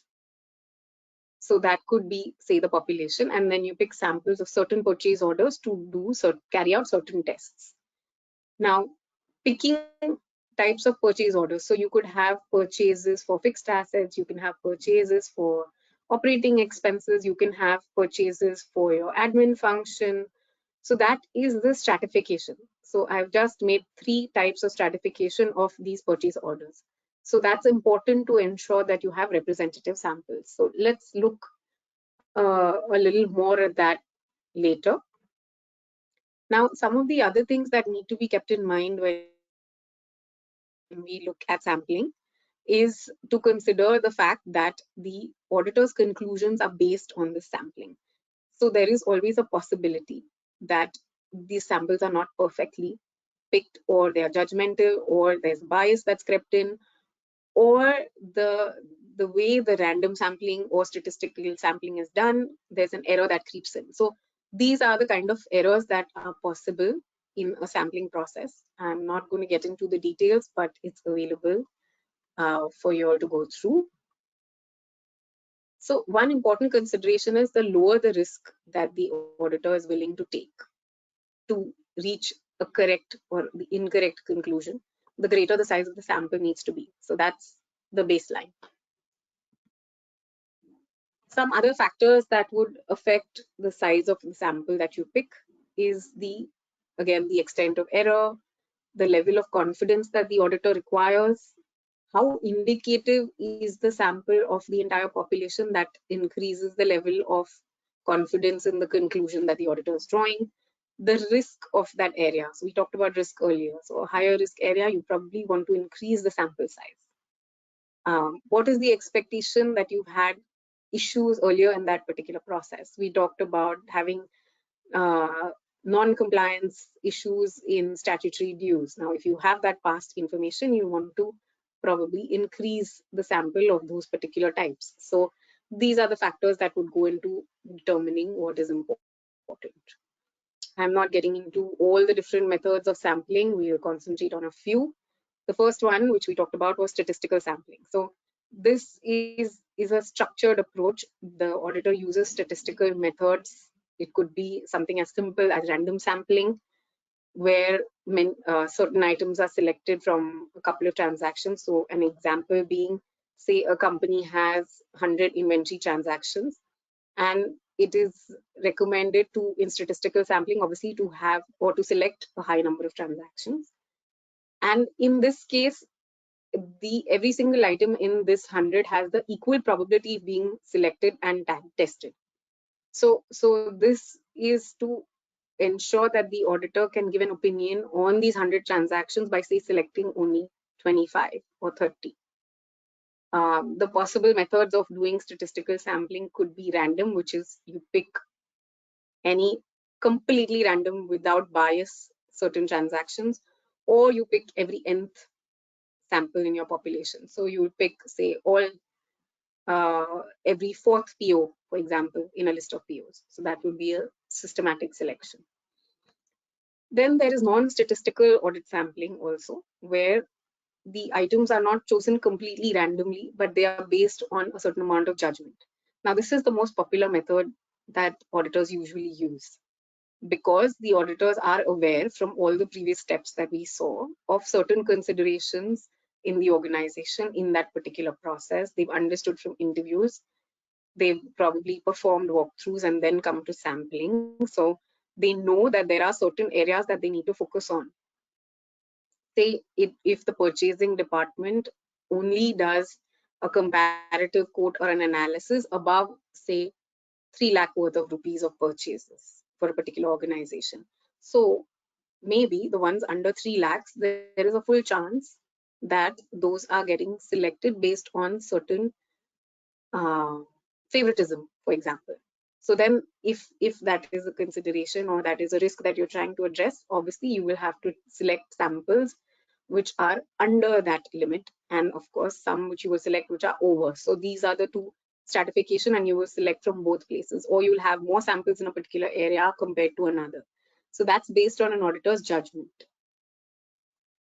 So non-statistical sampling has multiple types or possibilities. You could have a completely haphazard selection. You could have particular blocks and you take some samples from those blocks, judgmental, which we spoke about, or a risk-based sampling, or you could even combine elements of these kind of samplings, depending on what you're trying to achieve as a conclusion. So I am going to skip looking at simple, random, and systematic, just to focus a little bit on stratified sampling. We touched upon this earlier. So in case of, say, an example given here, if you have manual purchase order that requires a classification of the population based on the type of document. So you're selecting only, say, purchase orders which are prepared by a certain function because there is a concern in that particular function, or there is some hint of fraud that you're trying to address. Then you would stratify and take only a portion of those purchase orders and focus your samples on those purchase orders. And then, of course, on that stratified population, you would again apply a certain method to select samples. So that's what we mean by stratified sampling. So certain advantages and disadvantages of both methods. You could have conclusions about a population without testing all of the transactions which we covered. There's always a risk that the auditor's sample is not representative of the population. So the auditor has to determine and accept this risk. And they need to carry out certain procedures to ensure that this is kept to a minimum. One needs to focus on high risk or higher value items usually. And that may be also a huge consideration, especially when we're focused, we have limited audit resources. It relies on an auditor's judgment that is ensuring that if you have an experienced auditor, the possibility of getting the right conclusion is of course higher. So this depends on the kind of team that you have available. Now, why I talked about sampling, and then there is sampling is obviously looking at a small portion. Now, for for SMEs that have the possibility to outsource to a particular audit firm or has the capability of being IT savvy and has the chance to look at something like data analytics or a tool that could conduct data analytics. You could still look at 100% of your population and get whatever areas you need for performing an audit. So I just wanted to leave that thought on with you all as well. And then, of course, there is this chance of areas that are adding most value when you look at data analytics, which could be a payable process or detecting duplicate vendors or duplicate employees. You could analyze when you have transactions which are very large, like sales. You have multiple sales happening in a day and throughout the year, so that's a lot of transactions. So analyzing these large sets of data to look at certain trends is something where data analytics adds most value. It could lead to continuous auditing and monitoring. It helps in fraud detection because it will be able to trace anomalies which you cannot get by sampling. So this is obviously a consideration that you need to do based on the cost benefit analysis of having data analytics versus doing a sampling. It also helps, especially in payroll, timesheets, comparisons, inventory audits, etc. If you have data analytics, of course, the next step would be into having a more continuous form of auditing, because you can set up certain rules to look at certain data on a continuous basis. So I'm going to skip that. Just to go to the conclusion, because I think we've run out of time now. So audit planning is obviously a critical part, the most critical part of an audit. Plan, plan, plan. 50% of your work is done right there. And getting to a correct audit plan, and then the execution is a whole lot smoother. So that's the thought that I want to leave you with. The use of sampling is, of course, widely adopted in auditing because it offers the opportunity to, with little to do, and have maximum conclusions and have a valid conclusion that would be representative of the entire area that you're trying to audit. Also, sampling reduces the risk of over auditing in certain areas, especially in smaller enterprises where you may have to, especially when it's a regulated organization, you would have a lot of other auditors also coming. So sampling reduces the amount of over auditing. So that's it from me. Thank you so much, and I will leave the floor open to questions, if any.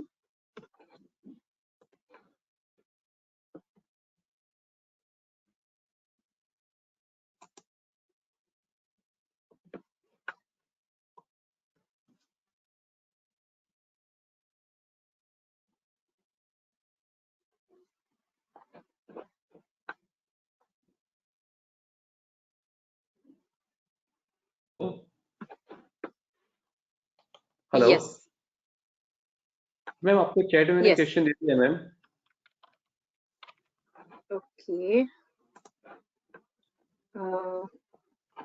I'm sorry, I don't see the questions actually.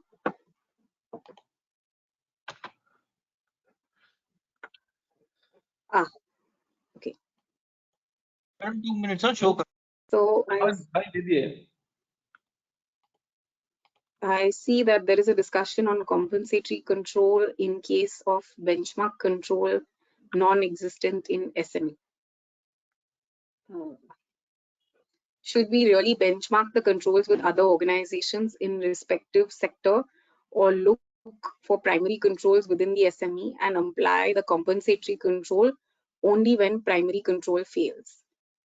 So this is something that would require an understanding of the organization, but usually the primary control is the best way to perform the control analysis, because that would be the most, or the best way is to detect. So a detective control is the best way. But if you don't have a detective control, you would need to fall back to a preventive control or a compensatory control. So, but it's always best to have a primary control. If you have a particular example, that would be easier to understand.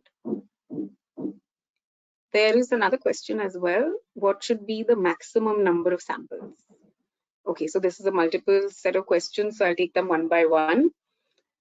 The maximum sample size or sample size, there are many factors that would be taken into consideration during sample size, but it depends on factors that we discussed, right? How risky is that particular process? How much focus does the management or the value addition that is required from that particular test? So that would determine the sample size. But if you have, so there are certain fixed sample sizes that usually auditors follow. So for example, if you have, say, something that is the frequency of that control or is being performed, say, quarterly, then you would select, say, 2 quarters. Or if something that's happening multiple times a day and you have, say, a population of 1,000, you want to say select 10%. That percentage of selection in something that is a very recurring process would determine on the level of accuracy that you want from your sampling and the level of risk that you've determined already as part of your planning process. So that's what would go into determining the maximum samples. As a general thumb rule, if you have many transactions, looking at an absolute value like 40 or looking at a percentage is the most appropriate. Second question is, should the number of samples vary based on risk assessment of significant class of transactions? Yes, for sure. You would need to vary the number of samples based on the risk that is assessed. Third question is how to extrapolate sample results to total stratified population. So if you stratified your population and then after that you would have selected another method of picking samples from a stratification. So that would obviously then determine how you would then extrapolate it. So if you had a statistical method, it is very representative. If you selected random sampling, that is representative of the total population. Then you can extrapolate. So say if you have 10,000 rupees worth of exceptions in the samples you selected, you can multiply it by the total number of transactions and you will have an extrapolation. But that has to be done carefully. It is determined based on the process you're looking at, the kind of sampling you've done. I think I've answered most of the questions. If there's anything more, happy to take it.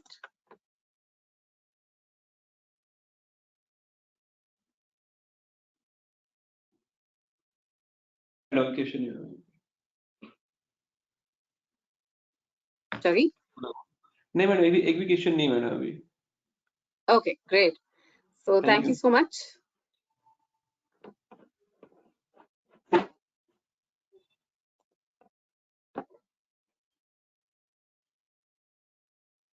Hello.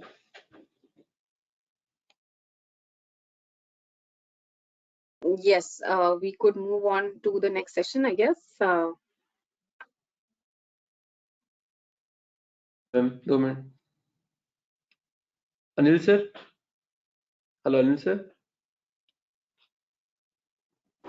Yeah, can you hear me? Yes, sir. Yeah. So what happens? So thank you so much, Smriti, for taking us through this, enlightening all of us the need of enlarge by enhancing the controls and making organization more control oriented. We all are thankful to you. Thank you. Thank you, WRC, and I. Bye-bye. Thank you.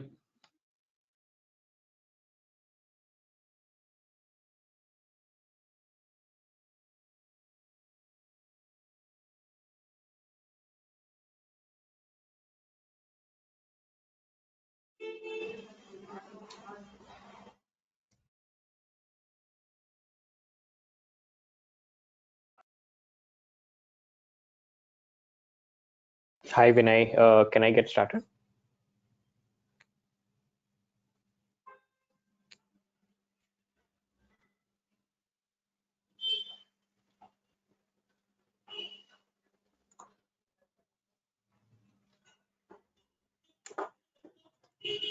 Gautam आवाज आ रहा है? Gautam?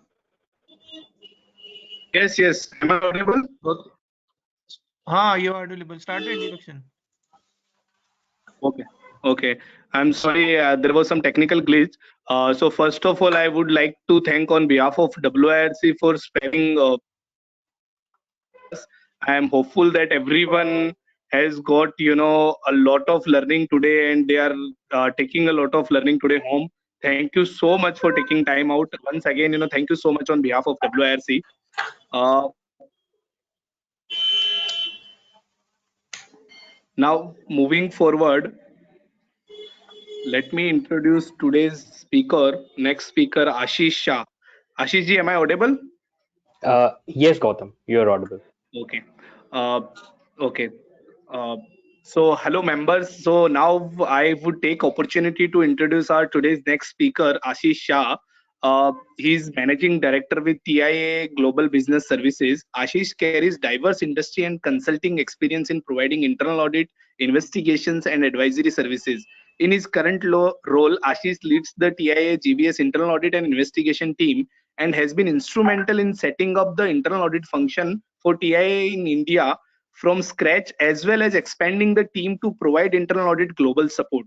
Prior to joining TIAA, Ashish was Chief Internal Auditor and Global Head of Assurance and Cost Control at Aegis Limited, where he was responsible for providing objective and independent assurance to the management and board. His experience involves leading risk-based internal audit reviews spanning across India, USA, Canada, Argentina, UK, South Africa, Indonesia, Malaysia, Philippines, and Nepal. Ashish earned his bachelor and master's degree in commerce from Mumbai University. He is also a chartered accountant, certified internal auditor, and certified information system auditor. He also serves as an honorary member of the board of governors of the Institute of Internal Auditors Bombay chapter.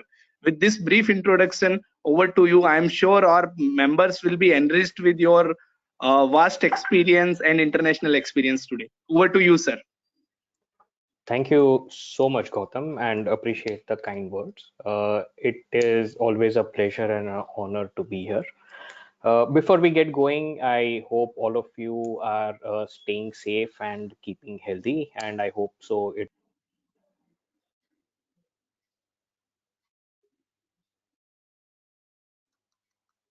as well. I prefer keeping our session a bit interactive so that it can be a bit more interesting as well, rather than keeping it as a monologue. There are audiobooks available if you want to keep a one-way communication in a hear-only mode. Can I request you to grant me access to view the comments that the participants can post, please? Option दे दिया sir आपको Ashish sir आपको option दे दिया sir Okay, great. So to all the participants, as we move forward, I'll be asking a few questions for your comments, and if you can just put in your responses in the chat or the question box, we'll keep it kind of interactive. So let me share my screen real quick. One sec. Okay.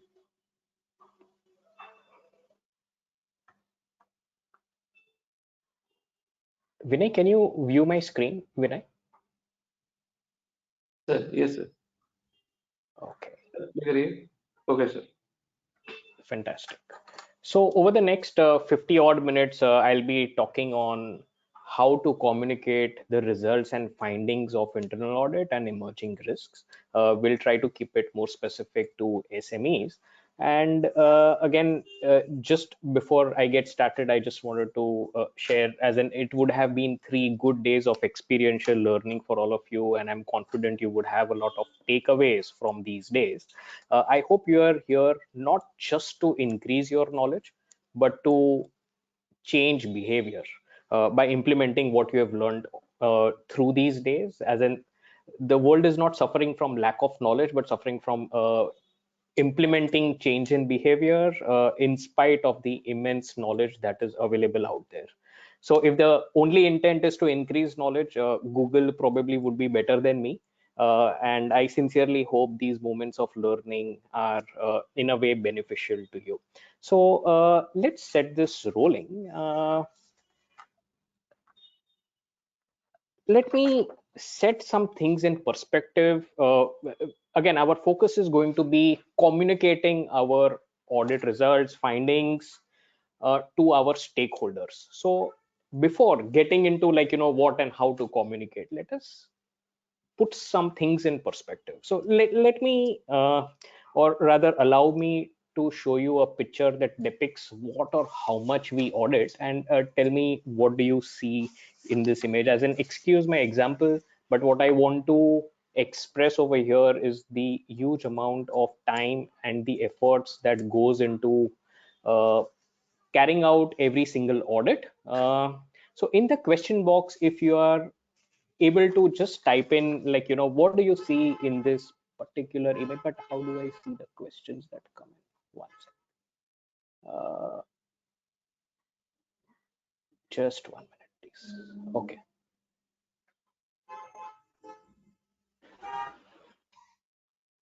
So are you able to view the slide as well right now, or the slide has gone, please?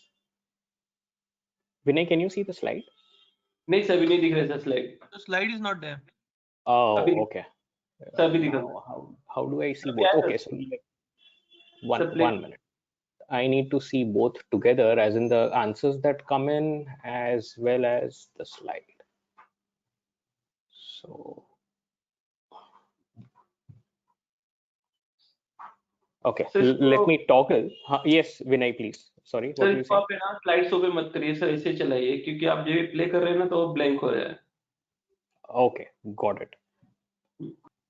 So, can you type in the question box or the chat box? What do you describe what you are seeing in the picture?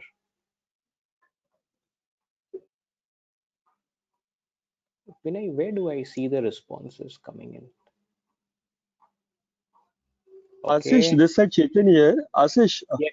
let somebody read out a question for you, and you Yes, focus I got on, it. I got it. Otherwise you will get mingled with your presentation, and let somebody read from the institute, and they will speak out to you so that you can answer those things. You can I take got that as it. input, please. Yeah, please. So Thank you. I'm getting some response which says heap of grass. Thanks, Ashutosh and Anand. Anybody else? What can you like kind of make out from what you see here in the picture? Okay, so yes, it's a haystack actually. So that's what we are looking at. It's a haystack, and what I am referring over here is this is like the mammoth amount of efforts that we put in every single audit. Now, this is what we actually get to communicate. The findings are actually just a needle in the haystack. We had great speakers here prior to this. Venu talking about internal controls. Smriti gave us a good understanding of conducting the audit in an execution way of audit planning and then sampling, and all those efforts lead to finally the findings that we need to communicate. So all the background is not visible to the stakeholders. The stakeholders are only going to be seeing what is the result of the audit that we conducted, or what is the summary of all the efforts that is put in, which in a way you would kind of realize that is just a needle in the haystack. So now it is very imperative for us to be focused and realize that what and how much to communicate, and for that there are a few considerations that we need to bear in mind. We will go in detail all of these, but in summary, like, you need to keep or be aware of who your audience is, what is the medium of communication, what is the message that you want to give, it be very timely, keep backup, and be compliant. So this compliance piece is also something that we will touch upon as we go through in the next slides. Okay, so audience. Very, very important for us to know and understand who our audience is. I have put in broadly a few stakeholders here who would be the consumers of our findings and the results of internal audit. So again, regulators, since we are talking of SMEs, may or may not be applicable, but if it is applicable, like we need to communicate our results to the regulators as well, if applicable, as I mentioned. The others, most of them, all of them are pretty prominent, like the board of directors or the audit committee, again, if applicable, but nevertheless, promoters, partners, proprietor, definitely applicable. Senior leadership, management, process owners. So who are you communicating or sharing your results with makes a difference in what, how much, and how you communicate. Now, what I mean by that is, assume the board or the audit committee, how much time do you get to interact with them?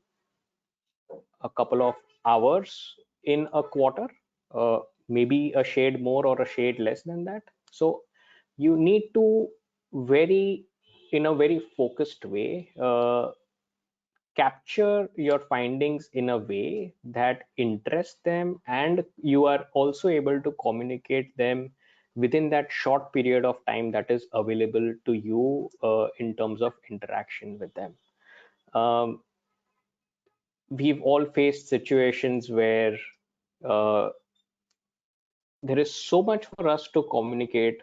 We may have the passion for the work that we've done that we fall or run out of time in communicating our results and the findings in the short period of time that is available. So the brevity of summarizing it is a key. You want to make the most of it and not get too much buried in details. So let me share with you like what so medium of communication. Now, of course, our communication has to be documented. It can be in a presentation form, executive summary. These are the various communication mediums that you would be using in communicating your results. The audit report is going to be the prime document based on which, from the detailed report, you will have your executive summary, you will have your presentation, and likewise. Now, as we saw in the previous slide, why is the audience most important?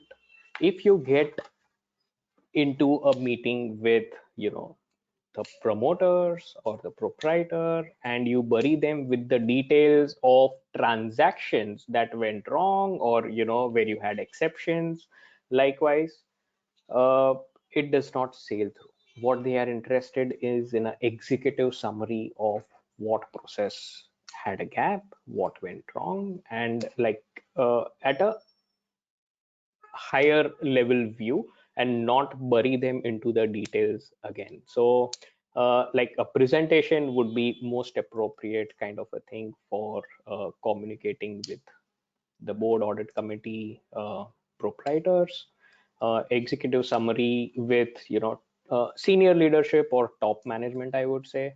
The people who are closer to the process may be interested in the details because they are the ones who have executed or are completely in the grains. So this is the medium of communication. Coming to the message now, this is important. Like, what are you communicating? As we said, the directors, as in the board, audit committee, or the promoters, they would be, now once you have established the issue, once you have established the results, at the highest level, they are interested in what is going to be the risk or the exposure to the organization.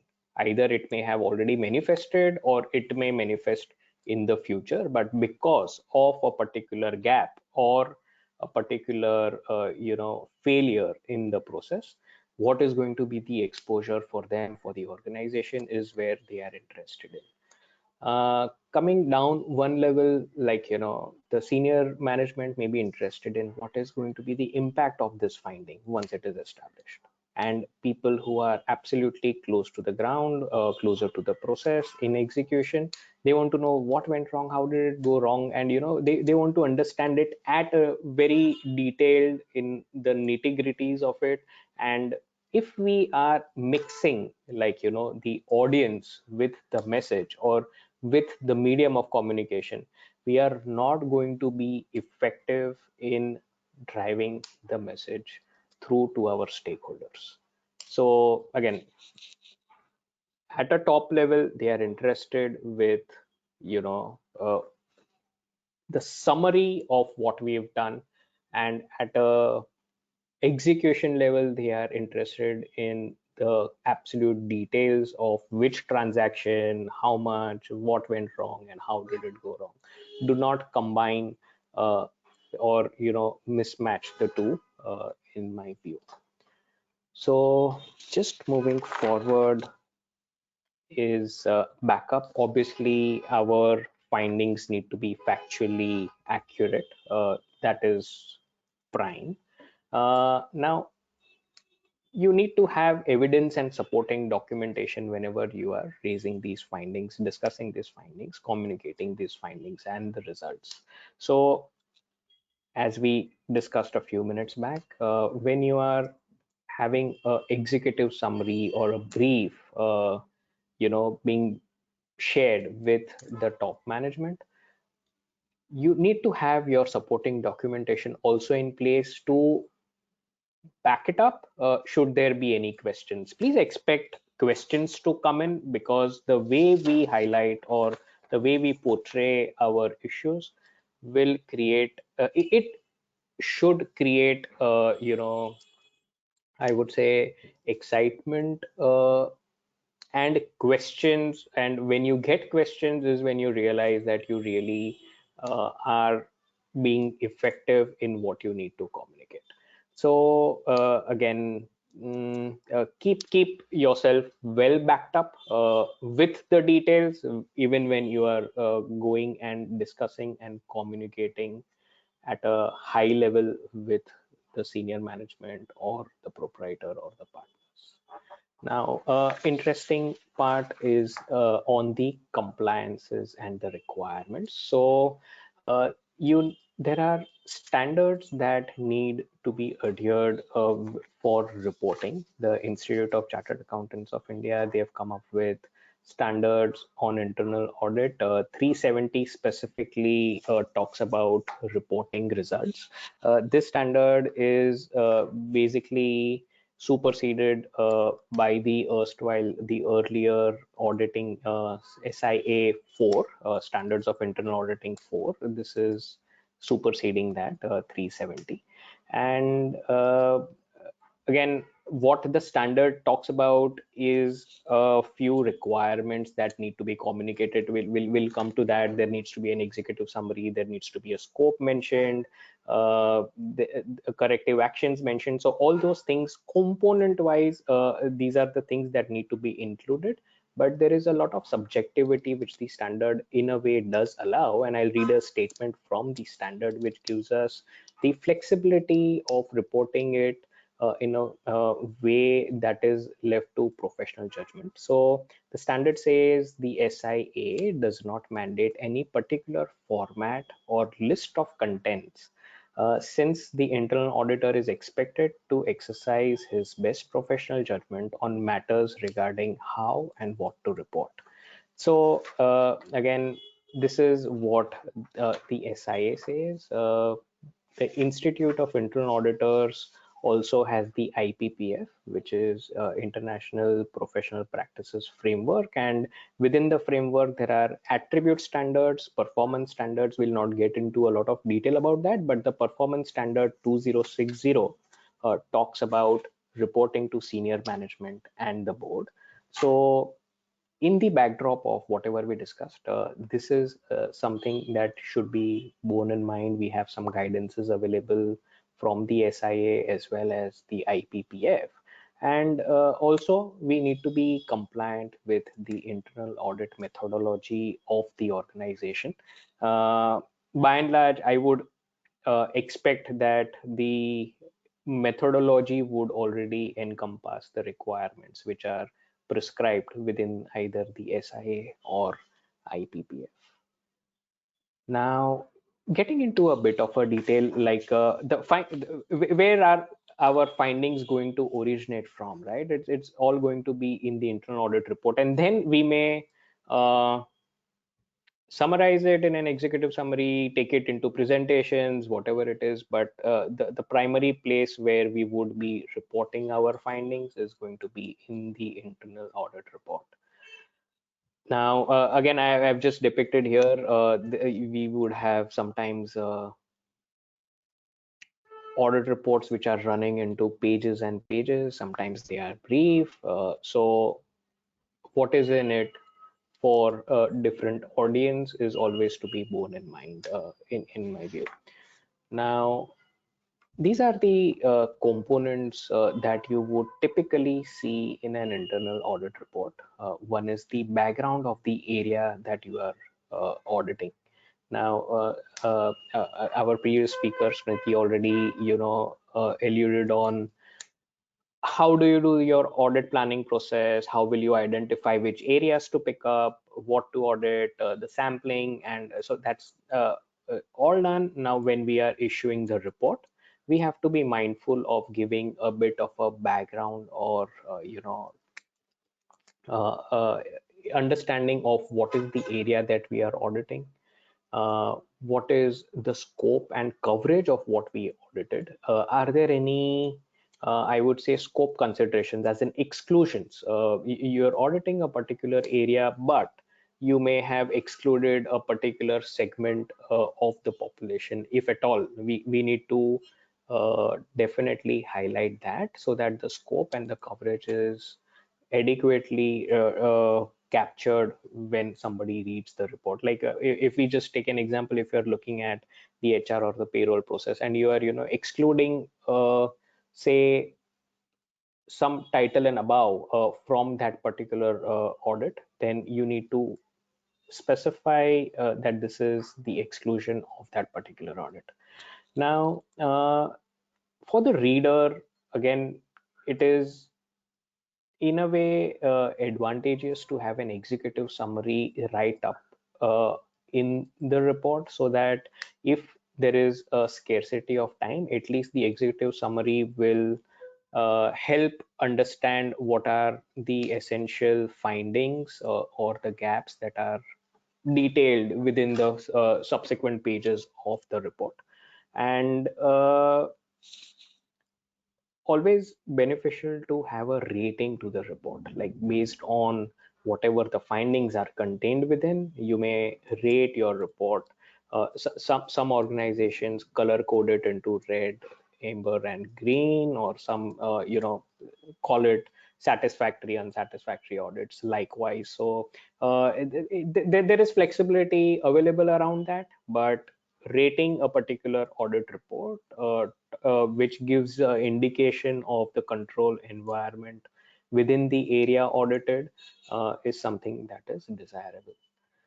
Then, of course, once this background executive summary defining the scope and exclusions and the considerations, comes our obvious findings, and this is the detailing of what the gap was. We will come to what and how we should report a finding also in the subsequent slides, but this is the crux, the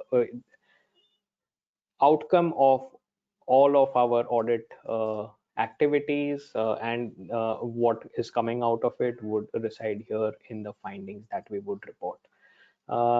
Then is the recommendations. We've seen different organizations actually handle this differently. Some do include recommendations, some do not. Again, there is no specific guidance on that, but yes, it all depends on the audit methodology, whether recommendation is given by the audit or not, or we leave it to management to fix the gap or the issue in a way that the risk has been mitigated. Then is the corrective action plan. Of course, against the finding, we would need a remediation plan, corrective action plan, however, whatever you may call it, that is agreed by management along with a particular remediation date or a due date by which the actions will be completed.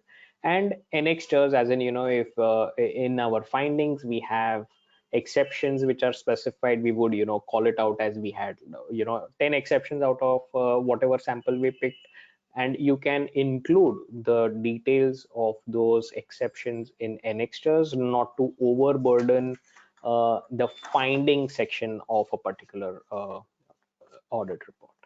So I'll just move forward in the interest of time.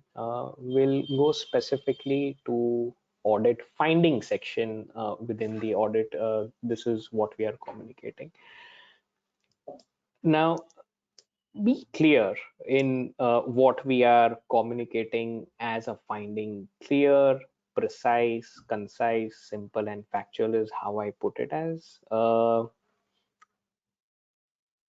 This is where I go back to the first picture that I indicated. There's so much of work that we do behind a particular audit, and there are a few findings. So it is natural sometimes to get too attached or passionate for all the things that we have done, and we want to try and squeeze and include everything and give a lot of background and reasoning and justification and stuff like that. I would say keep the finding very clear, precise and to the point, concise as in keep it brief, simple and factual. A few other components that you can indicate in your finding are like, was the gap related to a people, process, or a system deficiency? Was it related to the people who are actually executing that particular transaction, or was it a process deficiency or a system? So that would be a good indicator as well for people to gauge, like, what needs to be fixed. Design versus operating effectiveness. So is the design of the process itself faulty? What we mean by this is, if the design is faulty, if you have 100 transactions, all those 100 transactions will probably fail because the design itself is faulty. Or there could be cases where the design is fine, you have a policy, you have a procedure, and that is well captured, but on ground it is not operating the way it is expected to, desired to, or designed as. So the reader should get a sense of whether the design has failed, or is it just that a sample of transactions have failed to operate effectively. Now again, what should have happened versus what has happened. So this is the criteria versus condition. What should have happened is the criteria. Give it, say, a regulatory requirement or a policy requirement that a particular, let's take for example, a transaction needs to have 2 levels of authorization. This is the criteria. Now what happened? What is happening on ground is you have just 1 level of authorization happening, and it's not compliant to the policy or the process that has been established. So that is the condition that we are observing versus what is the criteria that should ideally is designed to operate as. Again, I mentioned on policy or regulatory requirement, our findings could be either a violation of a policy or a violation of a regulatory requirement, something of that sort, which can be indicated when we are drafting the particular issue. And important thing, if we are able to quantify the impact, that would be great. Now, not all findings can be quantified in a way, but we can still show or showcase the consequence of the failure, and rate your finding. Again, I would suspect it would be included in your methodology on how you would rate the findings. Again, different organizations do it differently, either color code it or they just say high, medium, low, something of that sort. But so that there is some significance that can be understood when somebody is reading the title of that particular finding and immediately sees a rating to identify how serious or how impactful that particular gap is. So this is on audit findings. We'll certainly take any questions if you may have after this. Corrective action plan. So again, against all of the findings, we would definitely need some kind of a remediation from the management side, and that would be captured in the corrective action plan section of the audit report. So here again, we need to work, or rather I would say partner with business to come up with an action plan which is agreeable by them, and when we are summarizing our action plan in a similar way as the finding, I would say keep it clear, precise, concise, and simple, so that it is understandable and execution in a very easy and a good way, rather than keeping it so complicated that it is difficult to again implement it. So a few other pointers that I have mentioned over here. One is the action plan should be achievable. There can be desirable action plans, but if you are not able to going to be achieving it, it doesn't make sense to have those big fancy action plans which can't be achieved. So as long as it remediates the risk, it is fine to go with. So keep the action plan achievable, measurable, whether you can really measure and see whether the risk is remediated or not. Sustainable, like again, this is an important part. You may have an action plan, you may implement the action plan and see that it has worked, but are you able to going to sustain it is the important question. It's not about doing it once and setting the process, but it has to be workable for a reasonable time in the future. So you have to be able to sustain the action plan, and it needs to be time bound. So having an action plan which will be done after 2 years is no good, as in you need to have the action plan in place and implemented within a reasonable point in time. Again, I cannot specify what is that reasonable time. It depends on what the issue is, what the corrective action plan is, and depending on, I would say, the severity of the issue. If it is a high level issue, try to have a remediation plan as soon as possible, so that you are not exposed for that amount of time, beyond that amount of time. So keep the action plan time bound. Okay, so I thought I missed something, but yeah, one more thing that was in the consideration part was timeliness, and uh, what we also need to understand is the timeliness aspect of communicating or specifying our results with the stakeholders. So if we have identified a particular finding or issue, it has to be communicated timely as well. Going and communicating something that would have happened like a long time back, again loses its value, and probably things have changed after that, and that may lose interest from the people who are actually getting or receiving the particular message. So that is again on the timeliness piece.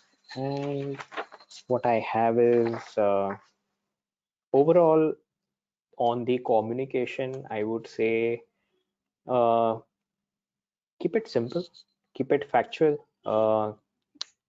keep it in a way that it does not over sensationalize what we want to communicate. Sometimes the passion gets the better of us, and we need to curb the temptation. Communicate it in simple words, in simple terms that is understood and well received, and that, believe me, will create the adequate level of interest, and you'll get questions which you can substantiate and have a good discussion with whoever your stakeholder is. So I've parked a couple of time for questions, so we can see if there are any questions coming in. Okay.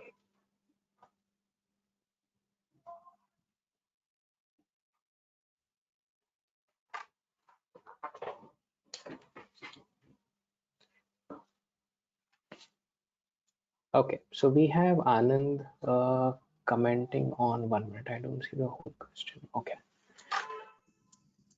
The IPPF talks about the organization independence of the internal audit activity. However, SIA 370 is silent on this. Being part of the organization, how internal function do you ensure independence of IA?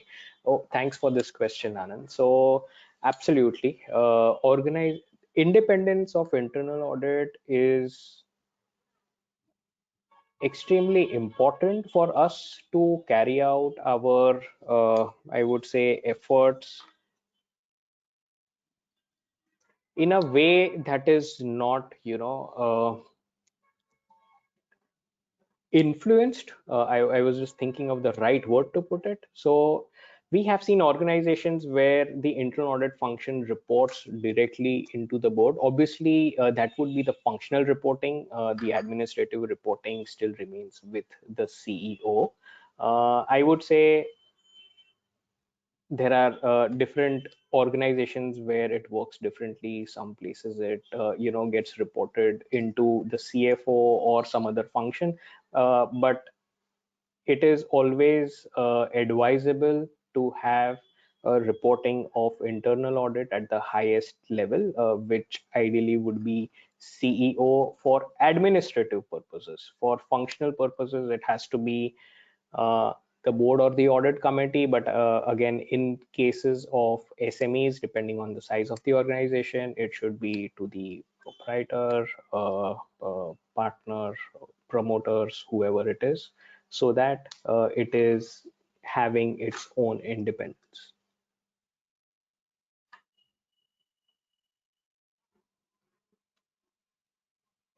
Any other questions? I will wait for any questions that come in.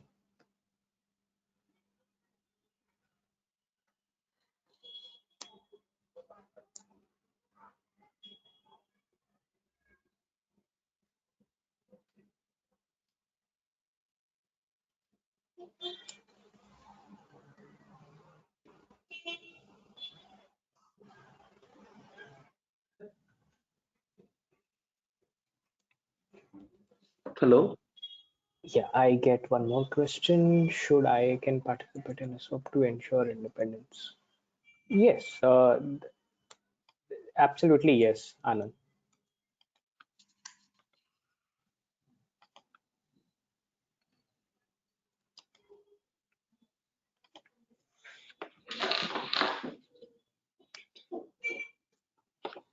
Any questions? Anyone? Please feel free to post it in the question box, and we'll try to address those.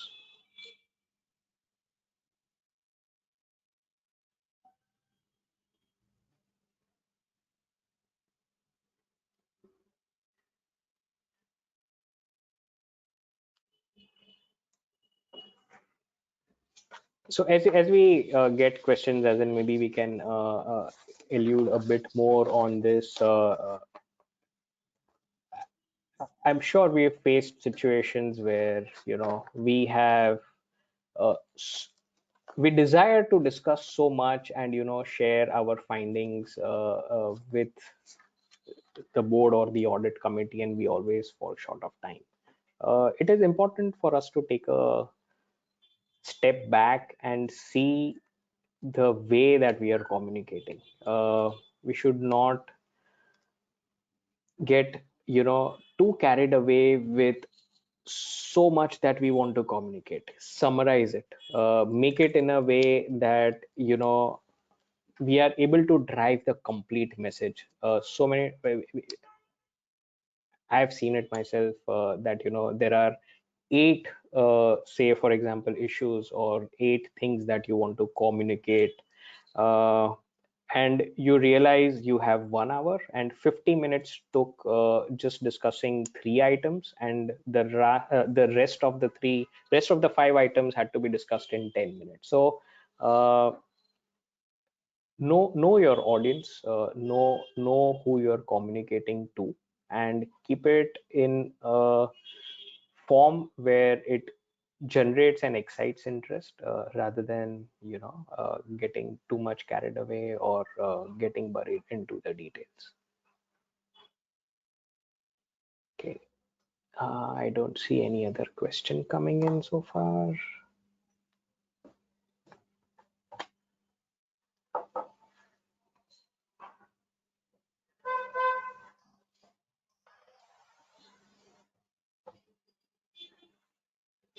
No, we'll wait for another few minutes.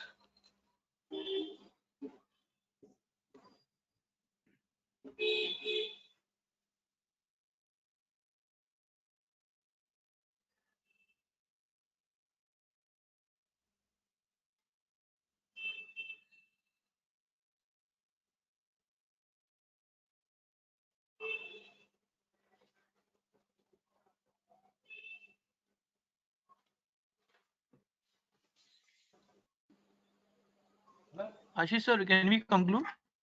Yeah, if there are no more questions coming in, we can conclude. Actually, I had parked the last 10 minutes for questions, but I don't see any questions